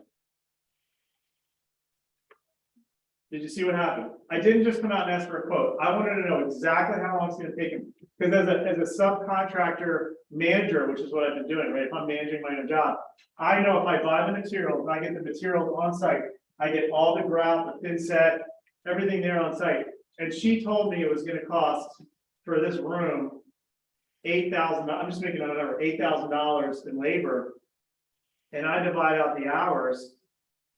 I don't know the number, I need a calculator, but let's just say that the per hour cost of one of her people doing it was like $80 an hour. Is that too much to pay a tile setter? Yes. You see what I'm getting at? So those are the conversations I have with my subcontractors. I want to know time and I want to know when, also to keep me on track. So it's not always about the quote, it's about am I getting ripped off, right? Because I want to make sure, like, is this a reasonable amount of money to pay to somebody to do that job that they're gonna do? I'm always getting my materials. As long as I can get my materials, I always want to get my materials. So I separate materials and labor. I want to know the real price. Okay, just like I told you, I bid on houses and I negotiate all the way to the end. It's the same exact thing with subcontractors. You're always negotiating. Every step of the way, you are negotiating. If you have a fear of negotiating, there might be a little problem on this process because you absolutely want to negotiate every penny every penny. Yeah. Now, mechanics, there's like a book that says, how much labor should cost per hour for mechanics. Yeah. You know, depending on what type of job they're doing. Yep, it's in here. So the question was, is there a price per hour for different subcontractors, different mechanics? And actually, there's tons of charts and graphs in this book that show, now granted, this book was written a long time ago. So the numbers are off. Updated charts though. The numbers are off, there's updated charts, but what I would really do, you want to do the easiest thing? Google it. How much is the average house sitter cost in Southwest Florida? Google is a great source of information. You can get really good information. The other thing you can do is just ask your Keller Williams people, right? Hey, I'm hiring a tile guy or woman, doesn't matter. The person's charging X amount an hour. Does that seem fair? Right? So you have lots of resources you can use, but the goal is that you separate labor from materials to make sure that you're getting the right thing. Heather, thank you for that role play. You're welcome. All right, so page 154 in blue, again, I just want to stress that, I want to stress that enough that for me is that the biggest mistake is when people start to go crazy with design. That's huge, huge, huge mistake. Quiet costs. There's the definition of quiet cost. They're called quiet because you don't see them, you don't hear them, right? There's things that add up. Title insurance, inspection, survey, appraisal, all these things, property tax. There's all these items that are not just your repair items. You can't discount them. You want to make sure they're part of the deal. There's selling commission on the back. There's the cost of money. All these things are in your, when you're analyzing the property of your quiet costs. Set minimum profit. We talked about that. We talked about, is it worth it for you? Because if it's not worth it for you, you shouldn't do it. And how do you know if it's worth it for you? How much are you worth? That's how you know. You know if it's worth it for you based on how much you are worth per hour. Everyone's got a value per hour. If you are not retired, you know, you can figure out how much you make per hour if you're working. Profit's not a guess. That's real. Profit's not a guess. This is not speculation. This is not going to Vegas. This is a real thing to analyze the property and know exactly how much you're going to make once you do it. So here's we're going to do a 5-minute exercise. We don't need to start a timer because I want to actually leave this screen up. So I want everyone to take 5 minutes. Shouldn't take that long. These are the active properties in the neighborhood. It's all that you know about them. Semi-remodel, 225, 1,500 square feet, and so on. Here's the pending, here's the sold. Which property would you buy of those 5 and why? Okay, so take a few minutes and I will come back and we will talk about why you would buy a certain property. All right, so just a tip, you probably need a pen, paper, and a calculator. Okay, go.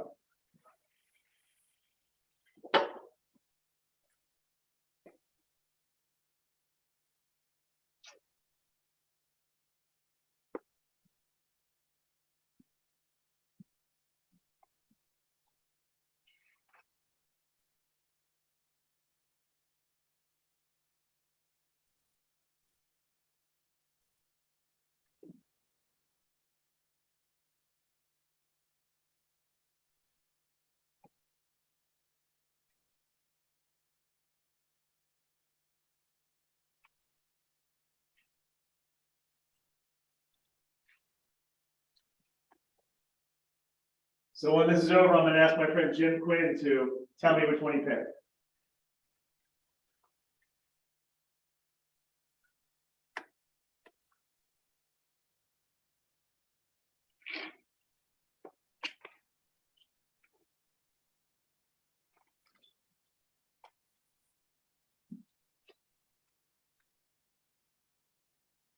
Jim, am I allowed to call on you like that?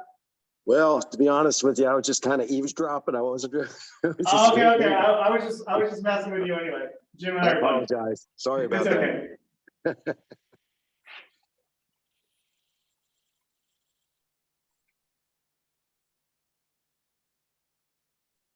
Does someone have an answer out there on Zoom?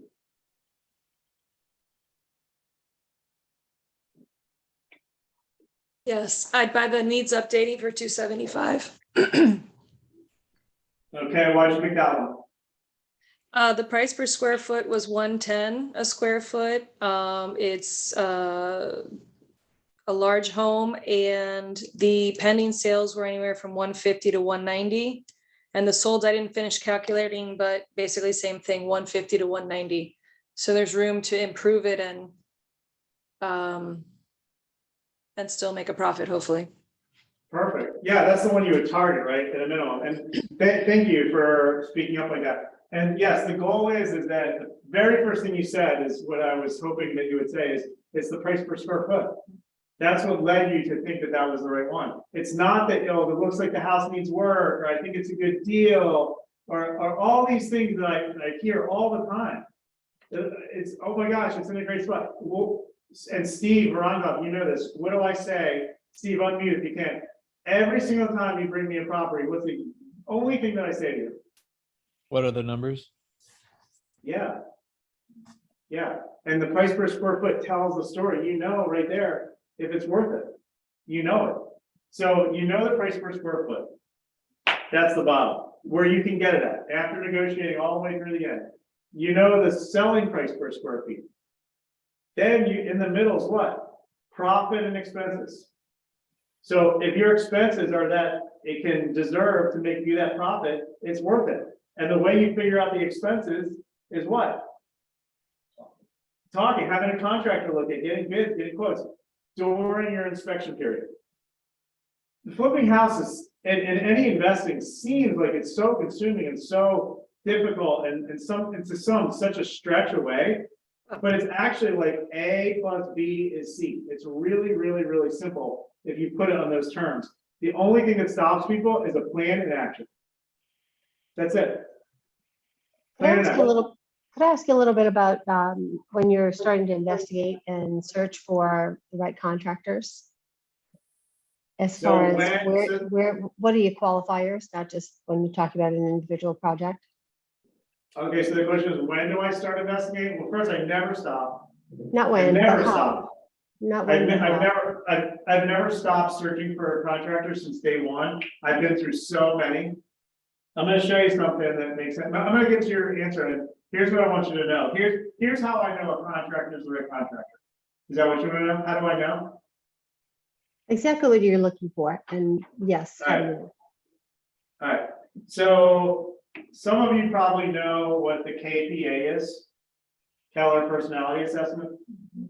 Yeah, some of you are familiar. It's an assessment to understand about the hiring process and who you are and things like that. Within that KPA, talking about hiring people, it talks about candidates. Okay, and there's a few different types of candidates. Here's one, here's another, and here's another. Okay, and there's 3 different types. And without getting too much into it, because it's a whole 2-day class on that alone. What I was going to tell you is that there's someone that's starting out. Let's just do it in simplest terms. There's someone that's starting out and they don't have a lot of business, but they're what? They're super hungry, right? Someone that's might have only had their contractor license for a year or 2. They've been a project manager for a while. Okay, they're hungry to make money. This is the hungry person. Okay, you with me? Then there's a person in the middle that's, they've been around for 5 years or so, maybe 10. They're still hungry, but not quite as much as they've been over here, right? You can tell just talking to them. You can tell. This is the person that doesn't advertise that much anymore. This is the person that says, oh, things they say like, oh, I'm on referral only now. I'm running from that guy. Okay. But this person right here has experience. That's very important for you. Way more than this person that doesn't have as much experience. Then there's this person over here that's been in the business for 30 years. They're already talking about the boat they're buying, the golf course they're going, you know, like they're about to retire, they're done. That's not the person I want. I want this person in the middle. I want the person that I can count on, rely on, that's hungry. You can find this person just in their speech. By the way, how many of you are on one of these? When your customers talk to you. As an agent, think about that. I bet you could put yourself on one of these spots if you had to. So as new customers are talking to you, how do you come off and sounding? Are you the hungry go-getter that you may have been before or are now? Are you comfortable with the business? Or are you someone that's like, oh, these customers are driving me crazy. I think about getting out of this thing. Which one are you? So a lot of the contractors, when I just talk to them, even on the phone, I just ask them questions like, hey, you know, how many jobs do you have right now? And if I don't think it's a bad thing if they're like, oh, I only have 3 jobs. Oh my gosh, I'm so hungry for money. You know, they start telling me they're just like, whatever. They're hungry for money. They want to work. I kind of want to talk to that person. Does that answer your question? It does answer it. And then the general idea of how do you know when people are qualified, or where are there metrics anywhere, and these kind of things. Yeah, so this part gets me intrigued about who they are, and then references, a huge part. Again, I'm going to mention KPA. I actually follow.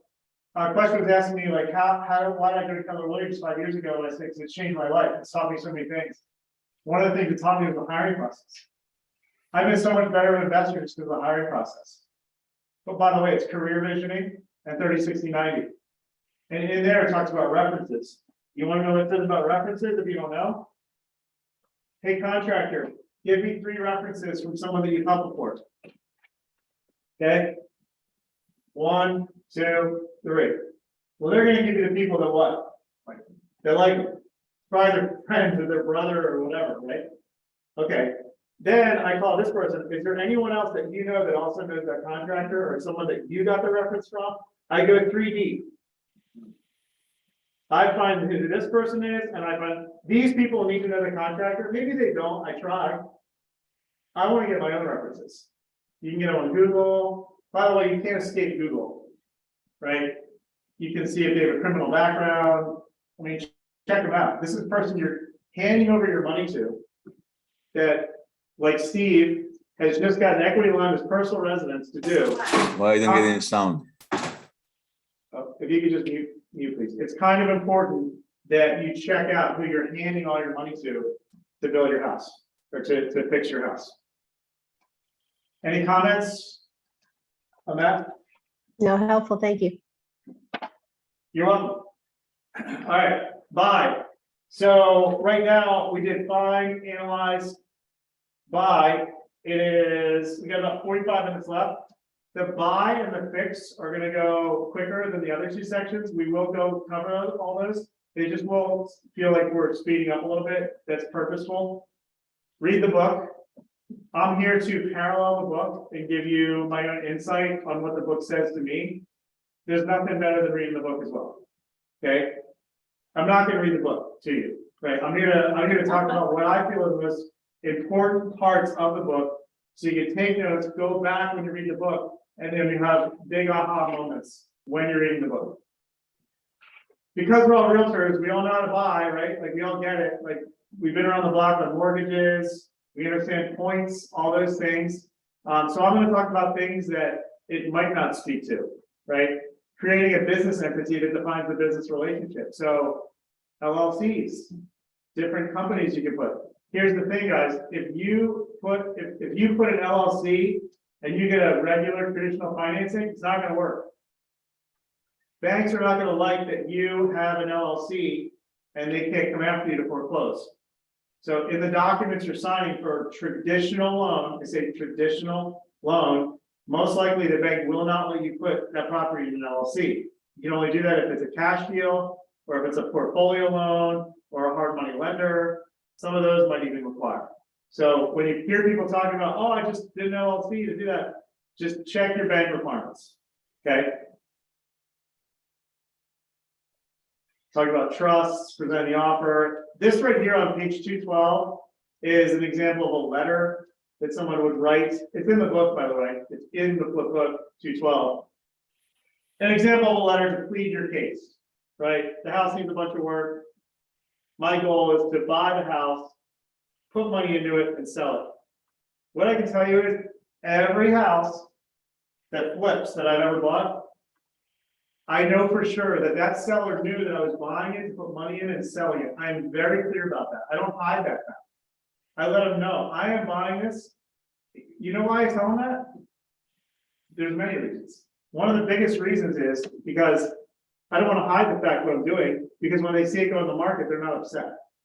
Right? I know I'm telling all the neighbors anyway. So if I told all the neighbors, and then now here's the seller, they know each other, I look like a jerk. Right? So I'm just really clear. I'm buying this property to fix it up and sell it. I say day one. It also pleads my case for repairs. So when earlier someone asked me, you'll see how everything's going to connect. Why don't you just have the seller say, I'll fix it? Well, because I'm not doing that. I'm not going to live there. I don't want it fixed. I'm going to rip out that whole kitchen. Anyway, I just tell them, I'm gutting that. I don't want you to fix something that I'm going to gut. Right? So just tell them. It pleads your case. They also know that you don't care and you're not emotional. So they know that if they don't give you the reduction you're looking for, you're out. Right? Because think about it, the leverage that people have with you many times is that they know you're emotional on it. So like when you're negotiating, you're working with your own customers, it's always like, what did they say? Did they love it? Oh my gosh, they said they love it. They were putting their furniture in there. They were doing all this stuff. Like in your mind as a seller, you're thinking, oh, I got this buyer. They love it. When they ask for money, I know they like it. I know they love it. So when they ask for money, I can say no because I know they like it. Like that's how the equation. Does that make sense? Yeah. Any questions on that? Back real quick. Yeah, I mean, here's something we all know That's as good. realtors, you know, if there's a seller's realtor, asking questions about timing, motivation, move out. Oh, good. We got another one. I think we're on number 3 now. Yeah, if you could please mute if you're on other calls. I appreciate you being here, and if you have to take a call, just please mute.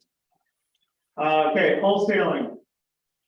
Definitely something I've done, and definitely done assignable deals, which is zero money out of your pocket. So earlier we talked about how can I flip a house with zero money? Well, this is one way. So let's say you find a phenomenal deal. You do an as-is contract that's assignable, right? Couldn't someone buy that assignable contract from you before closing and give you a bunch of money and you walk away and you never even own the house? Yes. Many contracts that I buy are assignable contracts. That someone else did the work, found it, which is the most important thing. Remember, they found the property because of whatever efforts and timing and money that they put into finding that property. Now, they brought it to me because I'm on several investor email lists and search engines and all this stuff, and that's what I do, right? That's where I live. So they say, hey, I found this property, I have an assignable deal, and you can buy it as a wholesale cost, and they say ARV, right? They always use ARV. You guys know what ARV is? After repair value. So once they say ARV is 280, wholesale 220, so 60 grand, that might look good, although it might need $50,000 of work and it's a loser. So why am I telling you this? Because wholesalers are a real thing. They're out there, they're hustling. Their whole day is spent trying to find deals. All they're trying to do is make, how I think realtors try to do it, is just make a commission, right? They're just trying to make a cut. they're trying to make it, usually it's a solid number, like it's not a percentage, they'll say I want 10 grand or 20 grand, something like that. But in the end, you know what they're doing? They're kind of just acting like realtors. They're finding deals and then reselling them. And in the end, they could make all the money, but they don't. Most of the time, because they have no resources to buy it. Or they would buy it. Is that why you assign sometimes? Sometimes I've assigned, like there's properties that I bought that, I'll give you an example. I bought this duplex in San Carlos Park and I got it for a good number and I closed on it. And then when I closed on it, I put it like $50,000 higher, but I didn't do anything to it. Like I did zero work to the duplex, wholesale deal, but I closed on this particular one, but I put it out on the market as an investor to attract investors to buy it and flip it. Didn't get any action on it, so I took it off the market, I put more money into it, and then I made way more than I would have by just wholesaling it. But it depends on your situation. If you find another deal, because once you put money on one deal, and that's your money, now you find another deal. So, you know, if you find multiple deals, you just want to make sure you have the funds to do it. So that's what wholesaling is. We talked about 4-point. Again, when I skip slides, it's not because we're skipping the material, it's because we've already talked about that. I know these slides very well, so no one freak out about the slides. It's all in the book, promise you. Attorneys, oh my gosh. You must have a relationship with an attorney. Must have a relationship with an attorney. I'm not talking about paying expensive attorney's fees.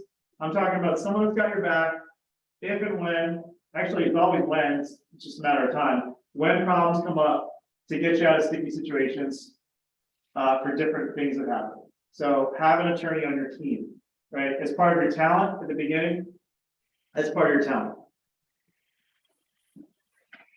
We talked about that. I mean, these are some obvious things, verbally confirm wiring instructions. We know of a buyer in the Naples Market Center that I think brought $80,000 last year to not the title company, to someone else. Gone. Okay, we are going to do a 5-minute break, if we can, and we're going to come back. We're going to do fix and sell, and I'm going to leave the last 15-20 minutes for open dialogue, open questions. So if there's a burning desire to ask a question or get something out, we're going to take that last time. And can I tell you that some of the best nuggets are during that time? So hang in there. We're going to get through the material and then we'll jump to that. So if you could just please put a countdown on for 5 minutes. This will be our last break, and then we'll be off to the rest of the section.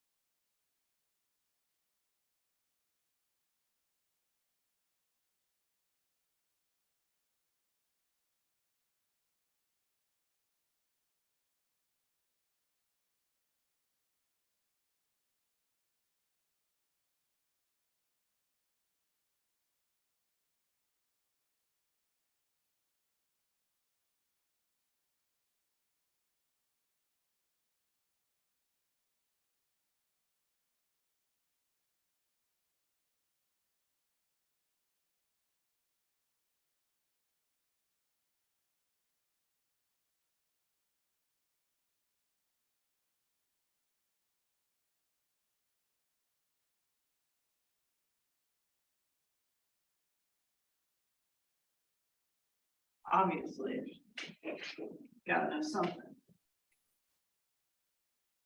Or do something. Probably need to have all these people Yeah. here. Okay, we're back. Working. We're back. Can you hear me? Let's see. Everyone hear me? Thumbs up? Thumbs up. There we go. Okay, I had to look at my computer because I don't see everyone. All right, we're on the fixed process. So there's 3 stages. Plan the work. You're going to assign the work and then work the plan. Seems obvious. A lot of people don't do it.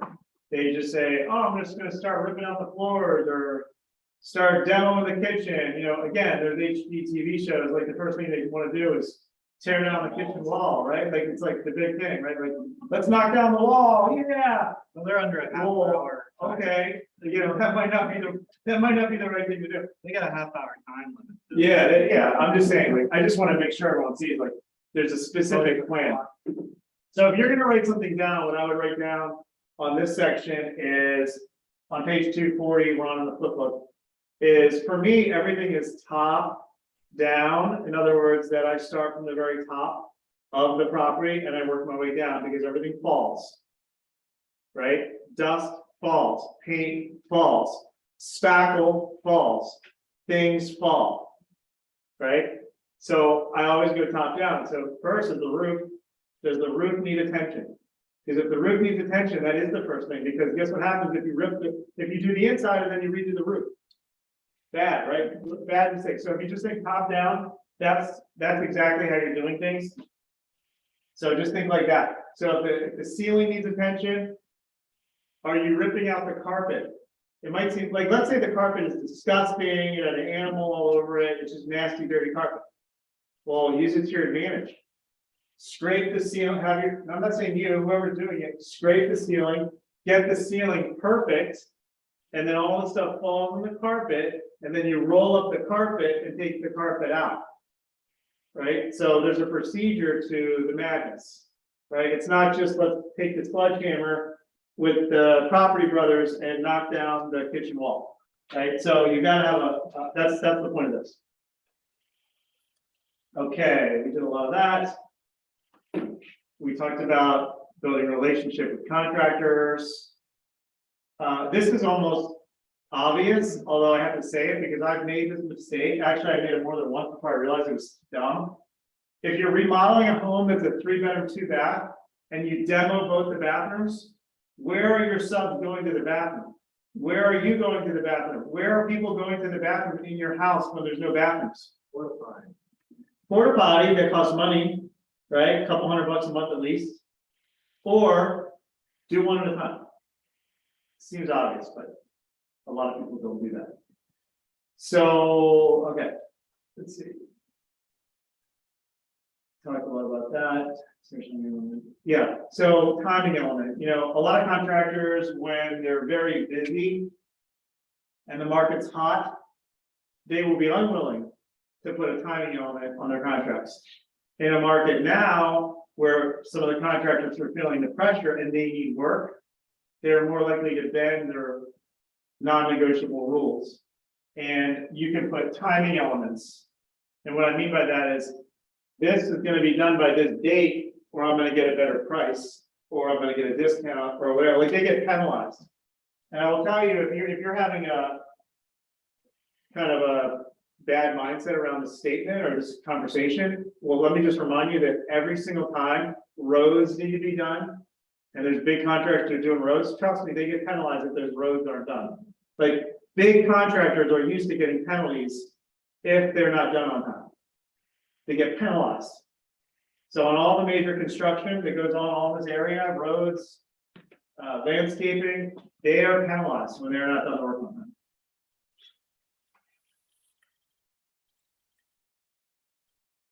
All right, so this is super fast. Super fast. Why is it super fast? We're in a room with a bunch of realtors. What am I going to tell you about selling that you're not going to be excited about hearing? So we're going to go real fast on this. I'm just going to go over a few things and just really just give you my tips on selling. You know, this is not a class on selling, right? This is a class on finding deals, analyzing, budget, all that stuff.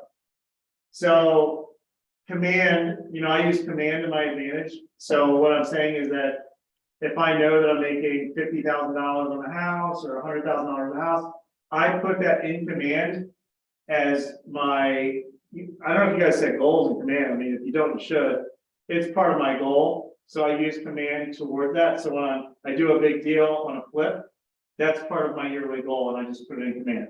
I just figure out the percentage of that money on the house. So for example, I'll give you an example. It's a $300,000 house, and I'm gonna make $100,000 net profit on that house. So on the $300,000 house, on the commission, I would say 33%. So it registers as 100 grand profit on command. So when I'm looking at my goals in command, I see that I'm making my goals. I have goals on flipping and real estate and building, so it's the same thing.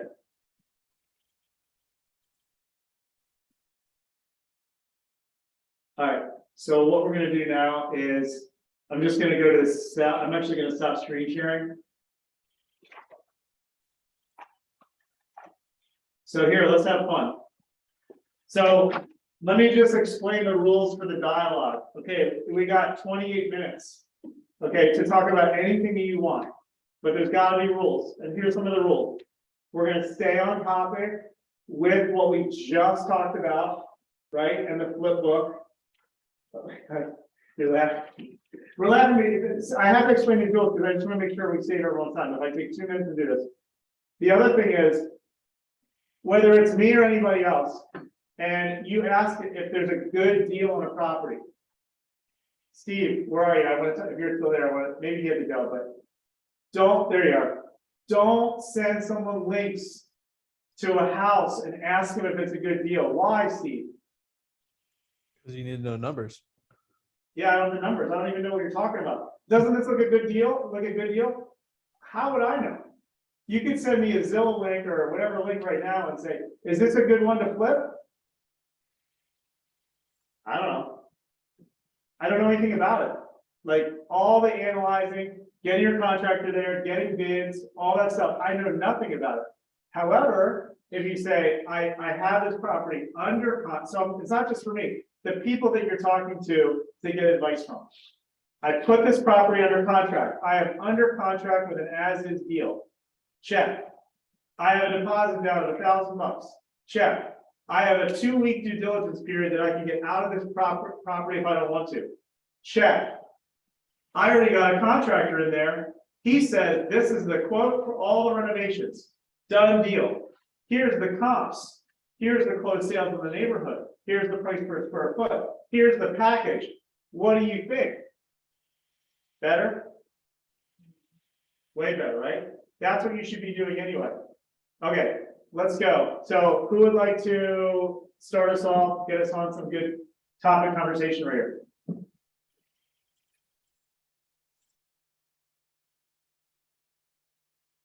I know someone's thinking something. There's no way that you guys aren't thinking something.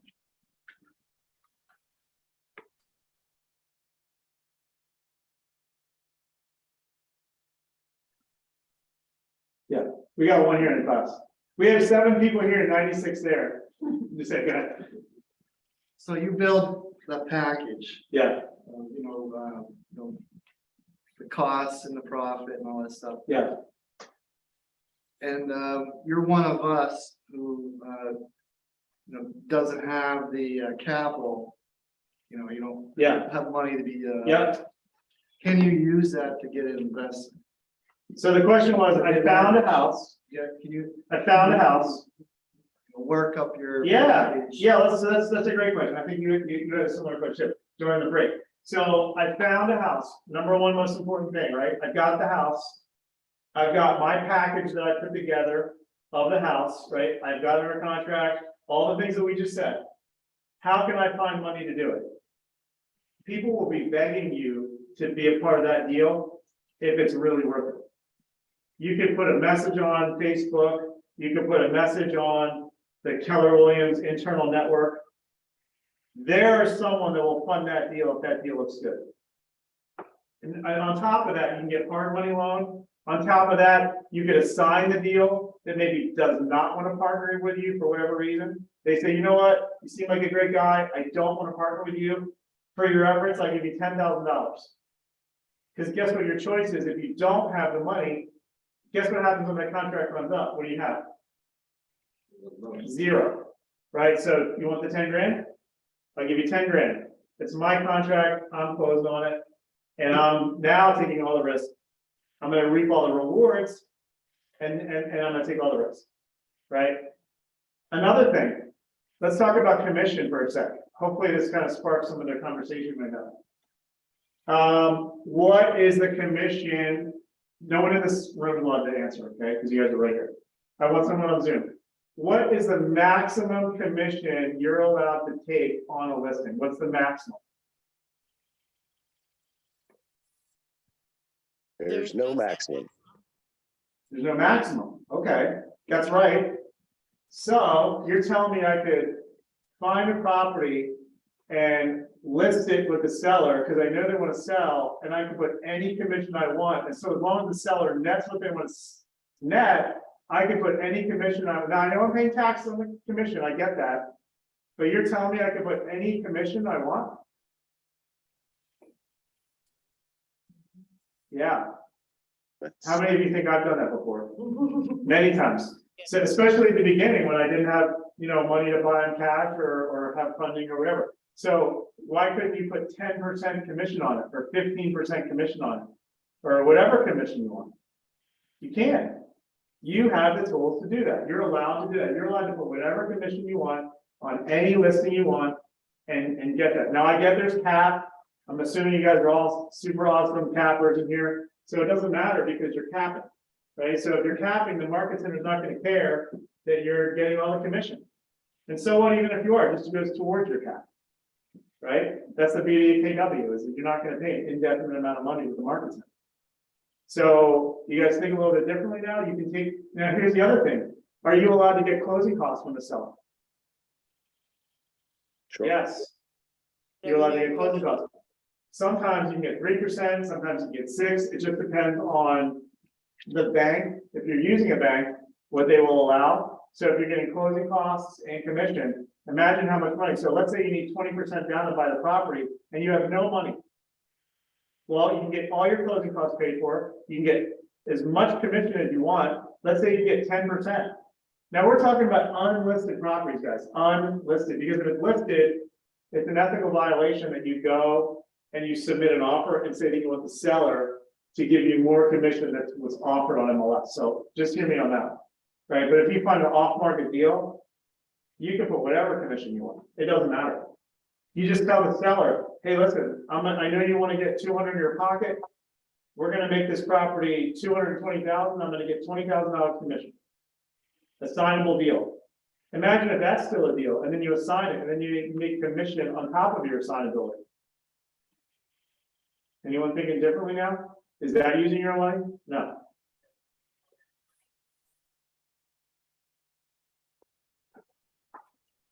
What else?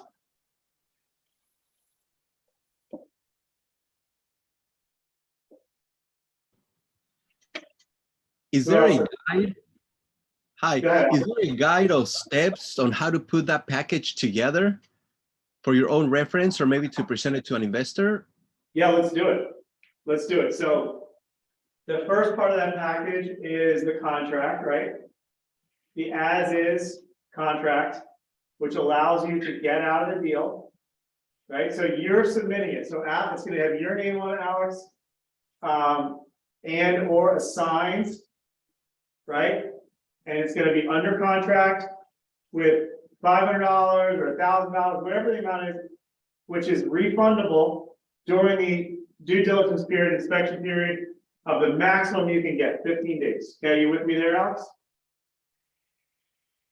Yes. Okay, hey, just stay unmuted so we can talk. If you can, please. So you got the contract.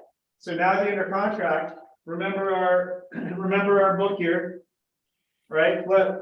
And then the next thing is to do what? After you find the property, that's the first step. You remember? Yes. Tell me, so what's next after find? You analyze it. You analyze it, right? So when you analyze it, you're running your own numbers, right? You're doing comps, you're doing neighborhood comps, just like you do as an agent, right? When you go to take a listing, you do that sort of stuff. You also now bring in your contractors, right, to get quotes and bids, just like we talked about. You want to get, if let's say you're doing this, the managing of the project yourself, it's not a big deal. You've done it before, so you're going to get flooring guys, painting people, kitchen people, countertops, whatever. You're going to get the bids in there to do your analyzation, right? You're going to get numbers, right? The hard cost to put that property back together. You have a professional property inspection done, right? To give you all the details of the things it needs. You know those numbers. You gather all your numbers, right? And if you're not doing it yourself, you're getting contractors to give you quotes, right? We talked about, remember the example we did where I'm asking someone how long it's going to take, right? And how long it's going to, when can you start, all that kind of stuff. You're going to get all your quotes. You're going to have all your numbers. Here's what I'm buying it for. Here's the numbers, right? So it's just really just quotes. Let's just call it what it is. It's just contractor quotes. Okay. You're also negotiating, Alex. You are going back to that seller again and saying, you know, more than I thought. Usually is, so it's not even a lie. It's more than I thought. I need a deal. I need a better deal. Can't do this. I need 10 more grand. Just keep doing that all the way home. Once you got that package together, you want to make sure you have a little bit of time, right, to now sell that package to other people, right? A few days at least, right? You want a week. So let's say it's a 2-week due diligence. You want to get your first week minimum of, or so I would say maximum of getting all that information together. The next week is you now prospecting to find somebody that wants to buy that house through a wholesale deal. You're the bird dog, Alex, so maybe you're the person that gets the money. It can also be in the form of commission, right? You could just do that. A person like me that doesn't care about the commission, I just care about the bottom line. I'm willing to pay whatever commission. It doesn't matter to me as long as the numbers are right. I don't care about 3%. I don't care about 5%. The percentage is irrelevant. All I care about is the money that I'm going to make at the end. So there's plenty of investors out there. You have the golden ticket, Alex. When you find a property that's right and the numbers work, people want that property. So they're willing to go fast. There's people that will write checks right then and there to take that assignment deal off your hands. Or you could say, I want to partner with you. You know what? I don't want the money. I want to learn from you. You know what? Instead of me, just let me explain it. Instead of me giving me 10 grand for this property, I want 30%, or I want 20%. And I want to be there and I want to learn the process from you, Mr. Investor. I won't bother you. I just want to hang out. I want to learn. I want to go to the house while you're doing it. I promise I won't bother you, but I want a percentage of the profit when you sell it. And oh, by the way, I'm going to sell it for you, right? When you sell it, I'll sell it for you. Let's work out a deal. Does that answer your question, Alex? Yes. Yeah, so you're just. Thank you. What would an Appreciate it. investor would want to know one thing: how much can I make? Right? If I buy this property and it takes me this much money, and I think it's going to be this much time, and there's this much profit, you'll know quickly if it's worth it for that person. Great. Thank you very much. You're welcome. And can I just say, Alex, what did you lose if nobody bought it and you got out of the deal and got your money back? I learned. Yeah, I mean, financially, you lost nothing, right? Financially, you just got a big education, right? Maybe you said, oh, I really messed up. I should have done it this way. I forgot about this. Yeah. And now you adjust and pivot and do it again. And now you know so much more the next time. So every time I'm analyzing a house, some people like Grant Cardone and some of these other people, you know what they call it? They say they're underwriting the property, which is a mortgage term, right? That's the term that I hear a lot of investors use, is they're underwriting the property. Really, it just means they're analyzing, right? So if you're doing that, I can't even tell you how many times I've analyzed the property. I mean, I can't, thousands of analyzed properties. So start doing it, right? So start with the number one, the first one, Was there a question in the chat? Yeah, do you pay inspections or do you use your contractors to do it for free? Do I pay inspections or contractors do it for free? Contractors that I have relationships with will do it. I just know that inspectors are so much more of a pain in the butt and they'll find more than the contractor is gonna find. And here's why, because the contractor, even though they're your friend, right, maybe, maybe not, they know that when things come up that they didn't know up front, guess who's gonna get the work? Let me just say that again, right? So the contract might skim over something, not intentionally, but you know, they're human, and they didn't investigate it as deeply. In the back of their mind, they're like, ah, we'll get to that, right? So I use, even though I have great relationships with contractors, I am part owner of contracting company now, like I still use inspectors, and it's just the cost of doing business. And for example, if I had to spend $400 on 4 inspections and I cancel 4 deals, that's $1,600 that I lost. And how much education did I get? And so for the next property that I'm buying, I'm already down $1,600. So what? I'm going to be a lot more critical of the home before I hire the inspector to go buy it and waste another $400. When your money's on the line like that, you're going to make sure it's a good deal. You know what I'm saying? Think about that. When you pay an inspector to go there, 400, 500, whatever it is, do you feel deep down inside that that's a good deal? You better, right? Because you're paying money, right? Because you wouldn't just do that. So how secure are you on the deal? If I'm pretty secure in the deal, I'm not worried about $400. What was the other question in the chat? Do you look for a specific percentage of return or a minimum dollar amount return you are looking for on each project? Yeah, it's this, we did that at the beginning, what's the minimum amount of return, what's the minimum percentage return on a project? It's the same thing I talked about before, it's how much do I know that I make per hour? Okay, so that's my answer on that. It's always gonna be my answer because I know my value of how much my time is worth, okay, for investing.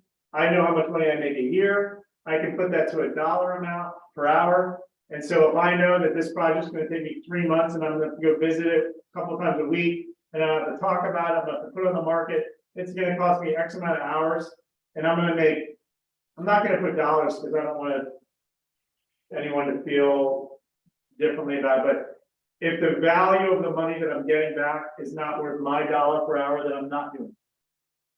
And you can all figure that out for yourself. How many hours of work how many hours do you work? How much money do you make? Divide it out. Like that's how you know. It's pretty shocking, I gotta tell you. Good or bad, it's like a surprise, right? And then you look at things differently. You start to say, is that worth it? Right? When you start thinking of things in those terms, everything you do, you're gonna start, you know, if you go to the office and you play with on Facebook for 2 hours, not advertising, not marketing, but just playing on Facebook, you just burned X amount of dollars that you're supposed to be working, right? You're behind. What is that? Yeah, on the properties you hold, is there a time limit or formula for how long you hold? So at the beginning, I explained how I've really just been flipping my whole life and I'm getting into holding now.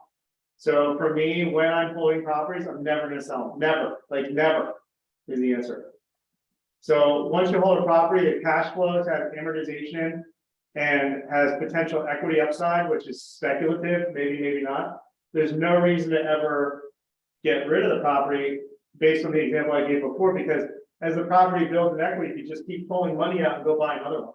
So once you are at the point of your life where your reserves are comfortable and you don't need to just put more money in the bank or aside or to do stuff, and you got plenty of money in your family and all the things you're doing, then at that point, there's no reason to flip properties unless the numbers don't work, right? So there's a whole book hold, which I've read many times, and I'm going to incorporate a whole day class in the hold and flip and go back and forth. The whole book, the only reason you would hold it in the first place is if the numbers make sense and it's worth it to hold it. If it doesn't work, then if there's equity there, then you sell it. That's the flip. Yeah. Does that answer that one? Hopefully. Cheryl asked, do you use FSBOs? What do you mean, do I use FSBOs? Like, do I buy from FSBOs? If that's the question, yeah, of course. Yeah, many times. A lot of the deals, there's deals I'll find all the time, you know, for sale by owner and houses run down. Yeah, knock on their door. Yeah. Let's say they're like retail and you're like, there's no money in this. And you knocked on a FSBO's door. What could you do with your license? List it. List it. Right? Adrian, you haven't touched on the tax benefits of holding either, right? Yeah, Especially as a real estate as a real estate professional. There's massive well, this was the flip class. I was just kind of going back and forth on the differences between hold and flip, but you're right, Jim, is that there's massive tax benefits, not only on the house with depreciation, with your mortgage, interest, and all the other things you can write off. There's so many tax benefits as well. But we're not talking about primary residence, we're talking about investments. And yes, there are many tax advantages of holding. Now, 1031s, we didn't really get into. 1031 exchanges, you know, when you're buying a property and you make profit, and then can you put that profit into another one on equal or like time? Yes, you can. Just keep in mind you're deferring tax to a later time. So you still owe the money, but you're just deferring it to later on. Any other questions?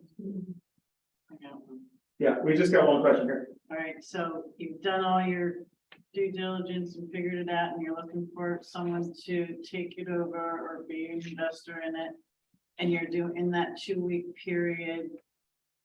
How do you do that so you don't lose? You get beyond, you know, before you hit that 2-week period, and maybe you're going to lose it, or the person selling it is going to sell it to someone else. So the question was, what if you're like at the end of the inspection period?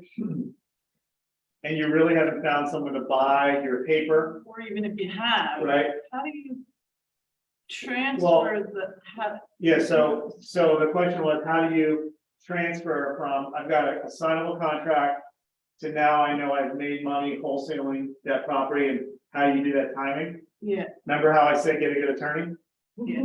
That's how. A good attorney will draw up paperwork quickly to transition from your contract, a separate document from one party to another, where there's a transfer of funds, and kind of like a closing, except there's no transfer of title. It's just I now hold the contract. Make it so they have it. If you're going that way, then Yeah. they're the. And just for me, being on the other side of it, right? So when I take assignments, I will not pay the person assigning it until I close. So not everyone works like that. That's just me, how I do it, because let's say something happens with the property, anything could happen. The seller could die. I mean, anything can happen between contract and closing, and I paid this person their fee, and now I'm gone, and then I never buy the property, even though I wanted to buy the property. Or there's something that comes up right at the closing where there's an encroachment, or the survey, or there's a problem. So for me, when I do assignments, I've even had a guy, I will not mention his name, no one knows him in here, so I'm not worried about that. He's like, oh my gosh, please, you know, because it was like 20 grand, I think I was giving him for this deal. Please, I need to pay my credit cards. Nope. Please, I need money. Nope, I'm not giving, nope. Like, it was every excuse under the sun that he needed the money for the deal before the closing. I wouldn't do it. So that's just me. You know, he was like begging for me to pay him the money before I closed on it. When I closed on it, he got paid. Yeah, I mean, that makes sense. But that's just personal choice. There's people that will pay you ahead of that. I wouldn't do it. There's too much risk. Right. Jackie asked a real estate attorney. She was asking without she meant specifically. Yes, a real estate attorney, someone that specializes in real estate, not like divorce or any other form of law. A real estate attorney. Yeah. I mean, become like close with them. You know, like they need to be on your team. At the beginning, we talked about the 3 pillars up here: time, talent, treasure. Well, that is one of your talents right there. Is your attorney.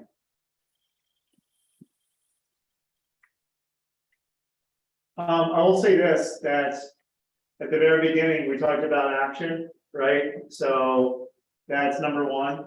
If you're gonna make any move, you know, one of the things you could do is just search on MLS differently. Search on price per square foot. Just start, you know, take some action step towards what you want to do. You can set yourself up on automatic searches, just like you would a customer. Right? So pick an area with a big circle and do price per square foot under, pick your number, and then you get the automatic updates on properties that come up in that low price per square foot, right? Then you can analyze it, say, is this worth it? Look at the neighbors, look how, you know, just start to play around. Like you could do like a mock fake, you know, even though you don't have a contract on it, you could do a mock analyzation on a property and show your peers. And maybe you're in a group where you guys can form a group and people that want to get into this kind of thing in your area. And then you can do that and just see if it's worth it. Hey, if I were to buy this property, is this a good deal? Does anybody see any holes in what I'm seeing? That'd be a good kind of zero risk way to start, but with action involved, right? Could I ask how, go ahead. I'm sorry, one last question, Adrian. When you analyzing a property, when you're looking at the numbers, do you only look at MLS or you use other platforms to be more accurate on your numbers? Well, oh, you're saying to analyze the numbers? I mean, primarily MLS because, you know, you're gonna get 95% of the sales on there. So that's where I start. Yes, there's tax rolls. I don't want to promote Zillow. I don't really like Zillow. And at the same time, if you zoom in on that map on Zillow, you can click every property around the property and see what they sold for like that, like 2 seconds. You can also do it on MLS, right? If you go on the tax roll of the property, you can click the neighbors, just click them and you'll see what they all sold for when they sold. And that's a long process. The quickest way is multiple listing for me. Thank you. You're welcome. I was going to ask you about how Keller Williams handles the flipping side of your business as far as commissions and how you list properties, et cetera, when they're your own that way. Yeah, I mean, that is one thing you want to talk to your team leader about, your broker, as far as how every market center handles it individually. So, of course, the very day that I came into the market center years ago, they knew exactly what I did. And bottom line, as long as you're a capper, who cares, really? I mean, that's the position I think that most market centers are gonna take. That if you're paying your commission and you're capping, or if not, then it's gotta be a win-win, right? Like, so if you're not a capper and you're just running everything through KW and you're never taking commission because you're rolling it into the deal and you're getting money back on the closing statement and then you're never offering commission, and there's no commission being run through KW, that's probably not a win-win for the market center. So I would talk to your leadership about what's the best course of action on how that would affect your market center. So again, if you're a capper, I don't really know how it matters too much, as long as the transactions are not crazy high or that sort of thing. But that's something you gotta talk to your leadership about, but I'm just an open book about it. I mean, it doesn't matter to me. I still sell houses too, so it's fine. Thanks. You're welcome. I mean, one thing you can do is if you did, like we talked about, you can take a 10% commission or any of these crazy commission ups. That goes through your market center, so you're paying commission on that when you do that. So yeah, they're like, yeah, bring it on. Give us 10% on that deal, you know, so it won't matter on that one. Jim, you're an OP, would that make sense? Yeah, well, in our market center, we have a policy. You can do 2 personal transactions a year and not have to pay company dollar on it. Yeah. But we always tell the agents though, but if you take a commission, you're gonna have to pay your royalty. Yeah. And it's gonna show up on your 1099. So smartest thing to do is just leave the money in the deal, in my opinion. Yeah. Yeah, I mean, you just, Jim has a policy, the market center might be different from the next market center. right? Neighboring it. It just depends. It depends on your leadership. Honestly, it's not, as long as you're upfront about it, I don't think there's a problem. There's a way to work it out for that.